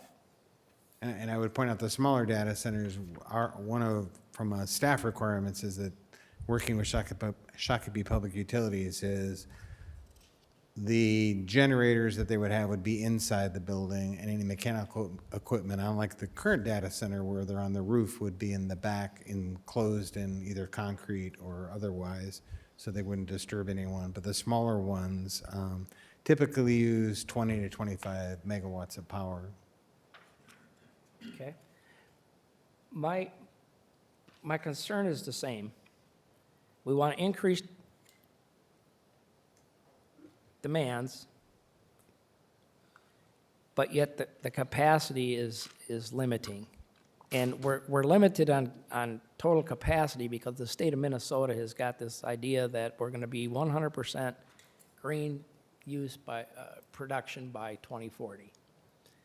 And now I see there's some softening on nuclear, which is, I mean, we really need to have an all of the above energy strategy so that there's enough power to go around for everybody, because when demand is greater than capacity, that supply and demand, we all know how supply and demand works, right? There's very few widgets and everybody wants them. The price of the widget is very expensive. And I'm concerned it's going to drive up power cost to the people, the residential, which is really, you know, we want to try to keep households affordable, but if you're driving up the energy cost for residential by using what capacity you have for big, giant energy users, and there's no extra capacity in the system until the state, you know, allows all of the above energy, what do you do? Mr. White? Yeah, I echo some of the other concerns, and I wanted to try and articulate them well tonight so you guys understand where I'm coming from. But even though this isn't a mega data center, and I think if we carve the data centers out somehow, that'd be better. We really can't do that. But they're immense power consumers, and they strain the local grids, drives up the residential utility bills. There is noise from cooling towers, and most of them have extra generators, so when the peak demand comes, they can kick on their generators. So you have noise pollution, increased air pollution from those generators, from backup generators, massive water usage if they're water cooled, minimal local employment. Now, most of our economic development is geared towards employment, and these don't have a lot of employees. It shifts costs to the residents. You know, and of course, with the air pollution and noise pollution, we're also considering climate change with the energy usage. It has a large industrial footprint for some, at least for the mega ones, and so do the smaller ones, are pretty good size. Environmental injustice impacting the air and water quality. Severe political backlash, just so some of you guys know that. And there's a lot of opposition out there to AI, and that's what a lot of this is pushing, these data centers are for. And it's been very well documented, or at least communicated out there, of job losses that are associated with AI, and that's why the opposition. Data centers are propping up coal and nuclear power, like you're mentioning, because of the need for power. Federal government's already shelling out $8.9 billion of our tax dollars, even though it's federal, it's not city, but it's still our tax dollars. They only got 40 trillion of debt, right? Right, right. You know what? AI and these data centers are imperiling the entire U.S. economy. I'm not opposed to change, and I know AI is moving along swiftly, almost too swiftly, if you guys want to have jobs in the future. So I would like to see, I'd like to see the Shakopee Public Utilities grow into the XL area and potentially gain some users that way. But I'm not going to entice data centers. Do we know if the natural gas fired turbine that XL has out here, is that considered green? Not natural gas. No. So I it's think not one of the things where it's carbon-free is, so nuclear is carbon-free because it generates no carbon. Wind generation. So we're really looking at wind and solar. And nuclear And- is carbon-free. Well, last meeting, we could talk about that, right? So But I- nuclear is carbon-free, They're loosening up on that. yes. But the existing nuclear that is on the system is carbon, So how do considered we convenient. increase, how do we support increasing the demand on the system when we can't make the system bigger because what they want us to make it bigger with isn't efficient enough to do that? I don't know if I understand your question. The Okay. system can handle some additional capacity that's on it right now. And depending on what comes in, needs proper transmission approvals. There's 345,000 volt lines that run through the community, as well as 230 volt KV lines. So that also go across state lines. And so you have to have proper approval with FERC and MISO and that to get interconnection of some of these very large users. The type that we're talking about here in this agreement is something that's on our distribution system. We don't need additional approvals. We already have the capacity. We have the transformers. The transmission system can support it. We don't need those extra capacities for some of these users. I think that we're just looking to have an equitable and fairness, and I don't disagree that it is a supply and demand, but also if you can sell more kilowatt hours as a utility, we can distribute all of our costs amongst all more kilowatt hours, which in turn will try to help us control costs for the residential customers. So if we don't have additional kilowatt hours and our neighbors get these kilowatt hours and the transmission system does increase, we don't have any more kilowatt hours to distribute those costs out. You're going to see even more of an increase if the transmission system is supplying that, and it is their upward pressure. So the more kilowatt hours we can get on our system, it is the better for our system, as well as you know, with all of our businesses, we do give back 6% back to the city, and this one would be, for the first $1.5 million, and then it reduces down to 1. So a business, that is a large user could be anywhere from $16,000 to $30,000 a month that goes back to the general fund, which then helps control taxes in this community, which I think is super important for the ratepayers as well as the tax base for this community. Under the 2040 carbon-free plan, do you know if the XL station out here is going to be shut down by then? I have no idea.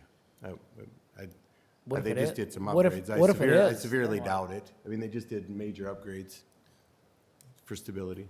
Mr. Delaney? So the pilot's just another tool in our toolbox to attract businesses. It's not saying we're going to go out and pull in a data center or pull in any other type of industry. It's just basically saying it puts us competitive with Excel and other cities.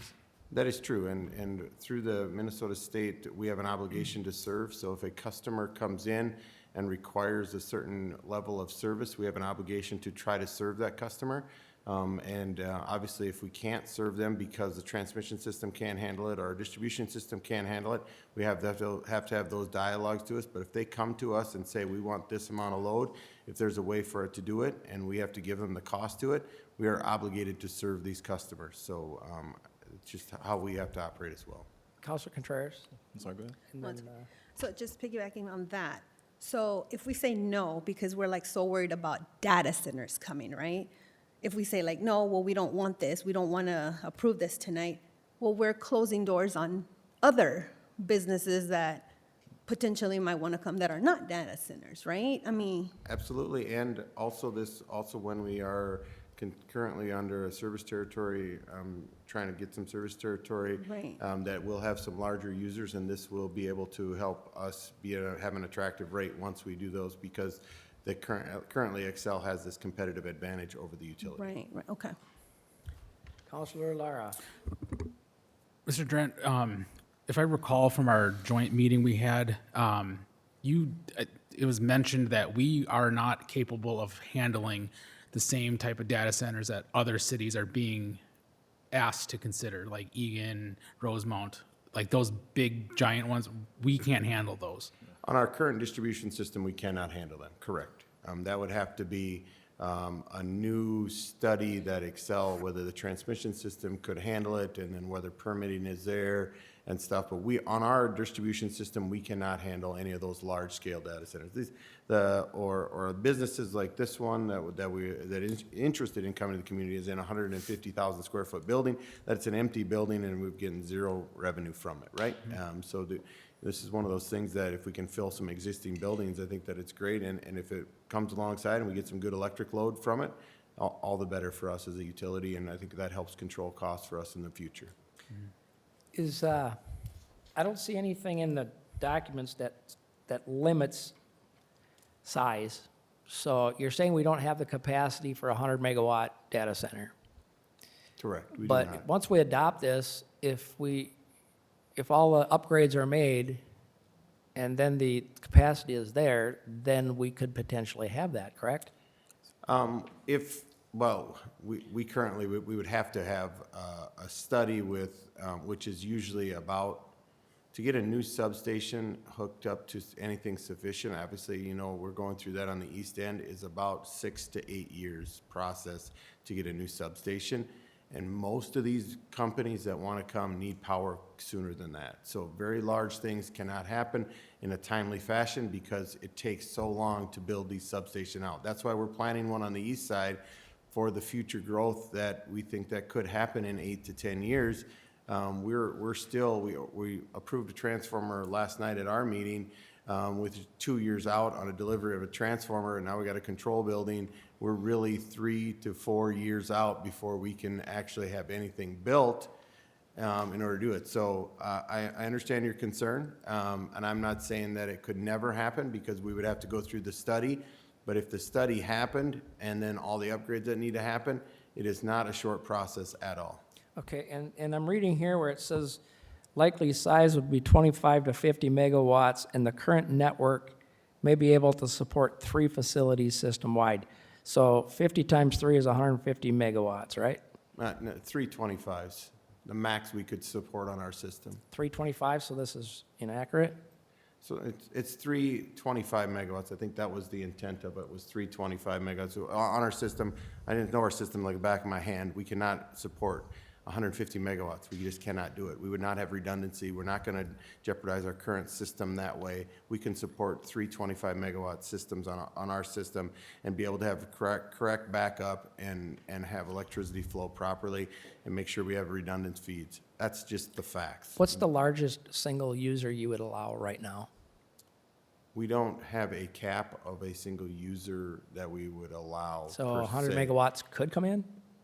No, because we can't support that. Okay, right? what's So- the largest single 75. that you could supply, that you have capacity for? Depending on where they're located in our system, out of one substation, like for existing one, Dean Lake, we could support a 25 megawatt customer. We could support a 25 megawatt customer out of our Pike Lake substation. Those are the two. With some additional transformer capacity, we could maybe have one more on our system, but that's probably a couple years out before that could happen. That's really the maximum that we could do.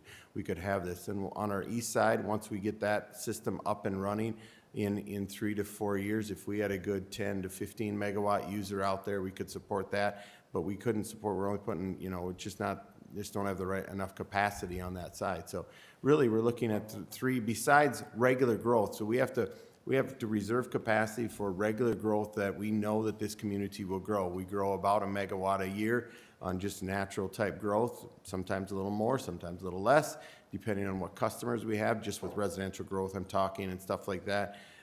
So we have to reserve capacity. We obviously know we have Canterbury that we're working on very, very closely with Mr. Kursky, making sure that no matter what the developments happen in Canterbury, if the gravel pits, something happens there, we need to reserve capacity for that. So besides those reserve capacitor, we have about 25 megawatts at there, and we have 25 megawatts at Pike Lake. And on the west side, obviously, we built a substation out there. If we get a nice user out there, we could support 25 megawatts out in that area. Other than that, we don't have spare capacity. Okay, so would you have a problem with changing the wording in here, saying that from 10 to 25, this rate would apply to 10 to 25 megawatt users? I would say the only concern I have is how do you specify what? So like, for example, we have lots of them that have several connection points in one building. So do you say it is per connection point, per building, per parcel? I think that's the crux of some of that. So, Well, it doesn't matter because the total building can't be over 25 because your system don't have the capacity. You already told us that. unless we feed from two different substations into one area. Which would I be- said there's substation, we could feed 25 substation here, 25 out of this one. So, if. So if- you'd say no to that proposal? No, I didn't. I said I would say we have 25 out of Dean Lake and we've got 25 out of Pike Lake. Yep. If somebody's willing to put the infrastructure in place into one location, I would support that, but I can't go any more than that, more than 50 in a location, as we've talked about. Okay, so I was looking at 10 to 25 for this rate, and then I was also looking for a ratepayer protection pledge that this wouldn't increase residential rates, even though they may come from other sources. Wouldn't it, excuse me, Mr. Mayor, Go ahead. if we peaked out, Yep. because we had another big user, wouldn't we be adding more to be buying power? I mean, some of those higher rates that you pay for Bulk purchases? extra purchase at a higher, on a hot day in the summer, wouldn't our residents end up paying more? Well, I mean, so there's a couple things there. I mean, we have a wholesale power contract with our Minnesota Municipal Power Agency that is in charge of the wholesale power getting us the stuff. So we have regular meetings with them, telling them the load that we're gonna have on our system. If there's some upward, like if the scenarios you had pushed on us as that the transmission system now is elevated some, can I guarantee that if this is here versus not here, I think if there is upward pressure because of data centers, those costs will get passed on no matter what, right? I think that the benefit of having more kilowatt hours on our system is now we can spread those costs amongst more kilowatt hours, which then will control cost for that. So, I mean, I can't, like I say, there's no guarantee on rates one way or another from our wholesale power supplier. I don't disagree that there's a supply and demand, and could there be some upward pressure? Sure there is, but I also think that if it doesn't happen in this community, it's going to happen on the transmission system in Minnesota, in one of our neighboring communities, and the same pressures happen, that you have some upward pressure, but yet we don't get the benefit of getting revenue from this and then expanding our cost amongst a much more kilowatt hour base. Our west end is still growing, and you mentioned that organically, we're maybe increasing about 1 megawatt per year. We have a a good business that comes in that's using a lot of power and employing a lot more people than a data center. Have we looked at the growth potential of the west end and our needs out there and our we have. capacities? We've looked at West End, East End, redevelopment, center part of our community. We look at that every day. There's no doubt about it, and we can support this. I think this thing is also, what we're talking about is whether this body wants to support a data center or not. I think this is a fairness issue with this resolution that we're looking at passing is a fairness issue on, we're trying to compete to get some businesses in here, whether it be a data center or anything else, and our competitor can have a rate that's lower than what we have to pay. And that's a fairness issue. And that's why I brought up, could we write in here, users between 10 megawatt and 25 megawatt, this is what the pricing would be. And you said no to that. I'm saying that it's tough for us you guys can vote on whatever you want to vote on, right? I'm just saying that I don't think it's fair that one business Well, gets to that, do it that and addresses one. your immediate concern that you've been raising, that you have these users that are, we can handle 325s Yeah. on the system. And they would then be handled from a fee structure also. Then if something came in that wanted to be 100 megawatt, it's a whole new conversation. Yeah, I think that the only other thing would be is if we have a building that we can feed from multiple directions, how do you divide that up? That would be my only other discussion point, so. Mr. Delaney? At that point, you're constraining who's coming into your city, that you're limiting businesses. With the pilot, the way it's written now, it just opens the playing field. We're not doing anything different from other cities or Excel or Minnesota Valley. We're basically just now saying we want to have that capability to, I guess, make this an option. We would like the utility to have the same deal, essentially, that is currently offered to Xcel Energy. Exactly. That's all this is.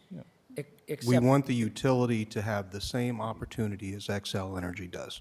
Yep, you basically have to separate out the business that may come into this and what we're trying to do here. The pilot is separate from a data center, any other business coming in, trying to get on our grid. well, I disagree, because if you pass this, anything over 10 megawatts, 5 years from now, that comes in, maybe you have 3 or 4, 100 megawatt, right? They're going to fall under the same agreement, Yeah. right? They're going to pay 1.5 and 1%, correct? Yeah, and that just makes us competitive with the other utilities and the other cities. And if this same business went in your Excel service territory that currently is on some of the open warehouse buildings, you would get 3% for the first $950,000, and then you would get a 0.5%, and you would have nothing to say about it because that's your agreement. So we're asking for twice as much. We're going to give you twice as much and and being able to give that back. So no matter what the business is, I think that's the crux of it. All right, any other questions of staff? Okay, wishes of council? I make a motion, we approve the amendment. Is there, I'm sorry. is there a second? I'll second. All right, Question. we have a motion by Councilor Delaney, second by Councilor Lara. Discussion on the motion, Mr. Whiting. Is it a conflict of interest since Mr. Delaney is paid by the Shakopee Public Utilities for him to vote on this? Mr. Thompson? Mr. Mayor, members of council. No, Councilman Delaney is appointed by this body to that body. This is an agreement between two different bodies. It's can I respond? Yeah, so my opinion is not a conflict of interest for the Okay. council member. We all have liaison roles, and we all have our fees that we collect from, I guess, doing those duties.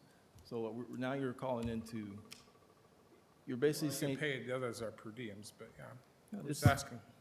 Yeah, it's not a conflict of interest, so. Any other discussion on the motion? All in favor say aye. Aye. Opposed? Aye. Motion passed 3-2.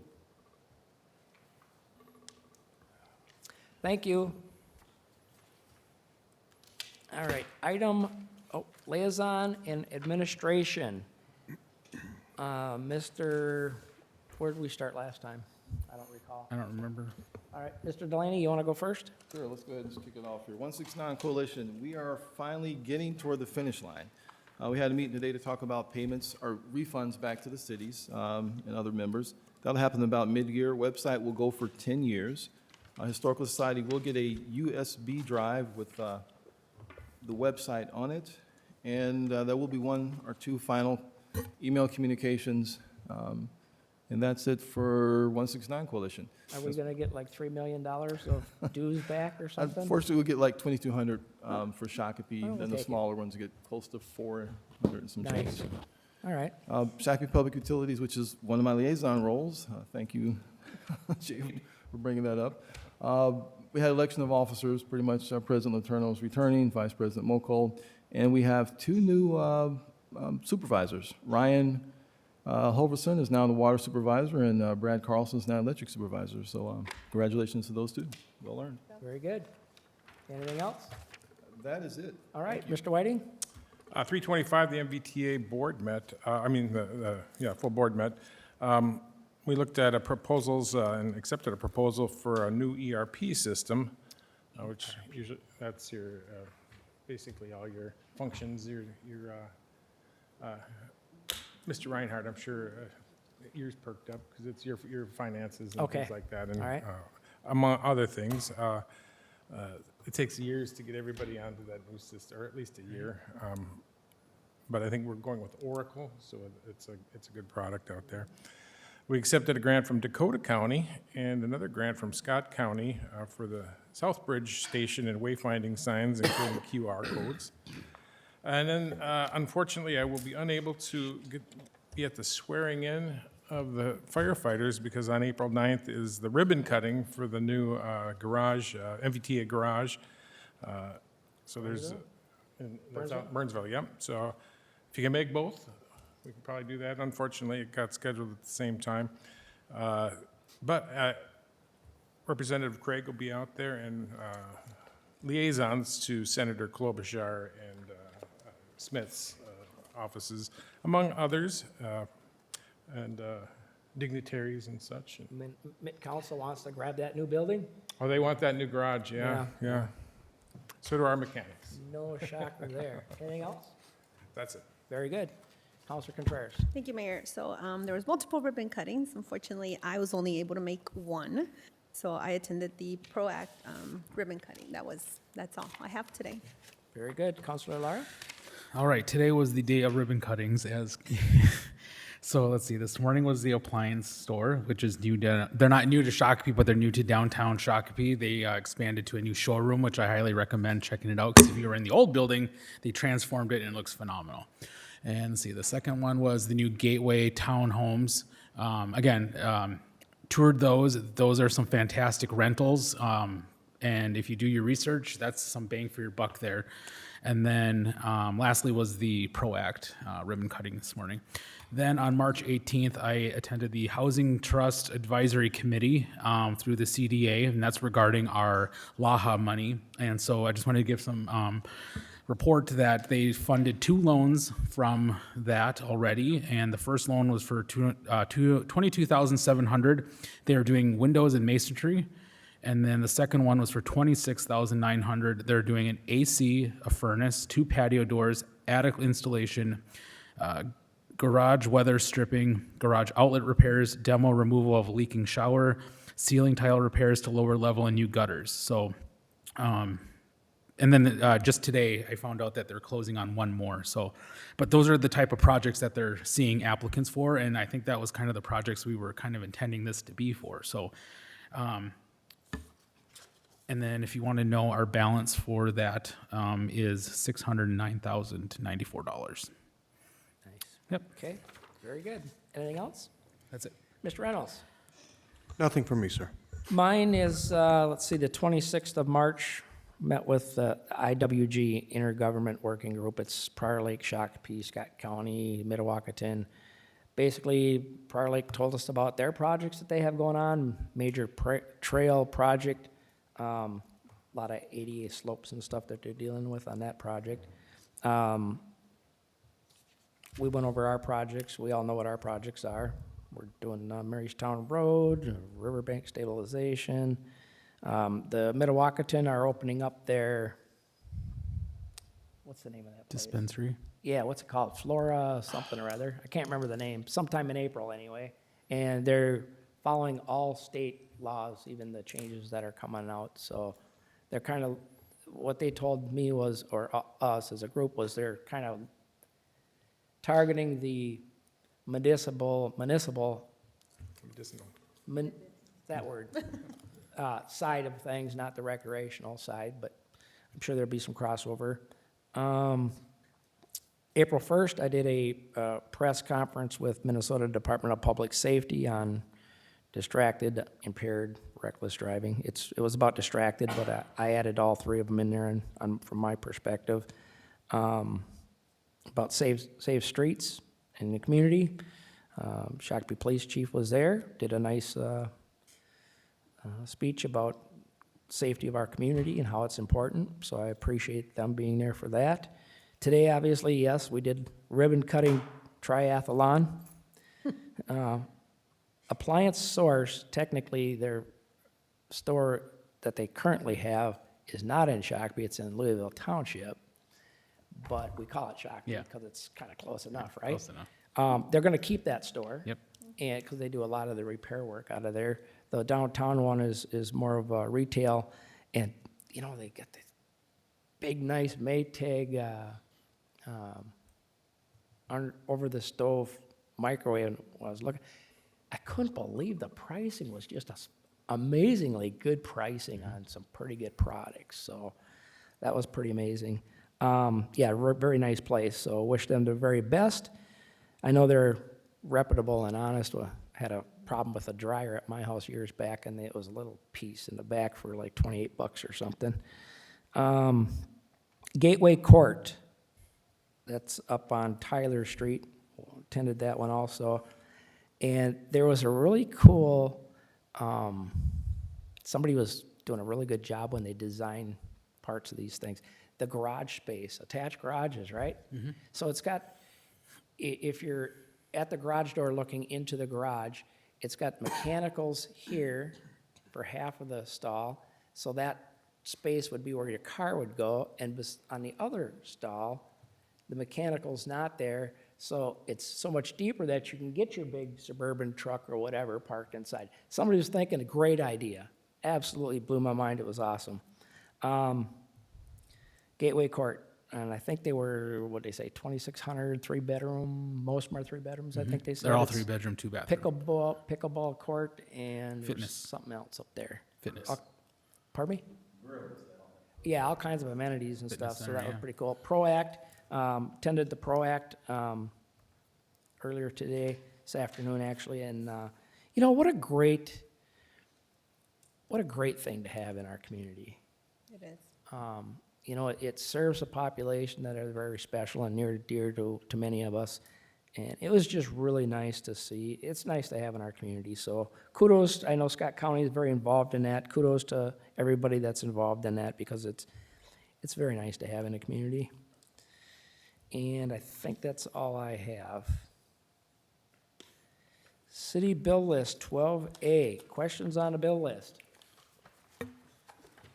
I had a quick one on the council legal bills, and boy, we gotta get a better deal out of you over there, Mr. Thompson, huh? It's got a coupon if you find it A in coupon, the local there you go, newspaper. get out of jail free card. I don't know if that was something special, or if that's just all the meetings that he attends. News and announcements. Who has got the news and announcements? All right, who did it last time? You did. Mr. Laurie, you want to take the first one? Yes. It's a long one. All right, let's see. Phase 2 of the Marystown Road reconstruction project will begin on Monday, April 13th. This phase of the improvements includes construction of the roundabouts at Highway 169 South Ramp and Veerling Drive intersections and the bridge modifications. These intersections, along with the bridge over 169, will be closed to all traffic during construction, and detours will be posted for regional traffic and business park adjacent for closure area. The 169 North Ramp will remain open during the construction, maintaining access to Hy-Vee and Top of Park. Construction is expected to be completed by mid-August. Visit MarystownRoad.com to learn more about the improvements, or contact the engineering department with any questions. Thank you. Councilor Contreras? Yes, sir.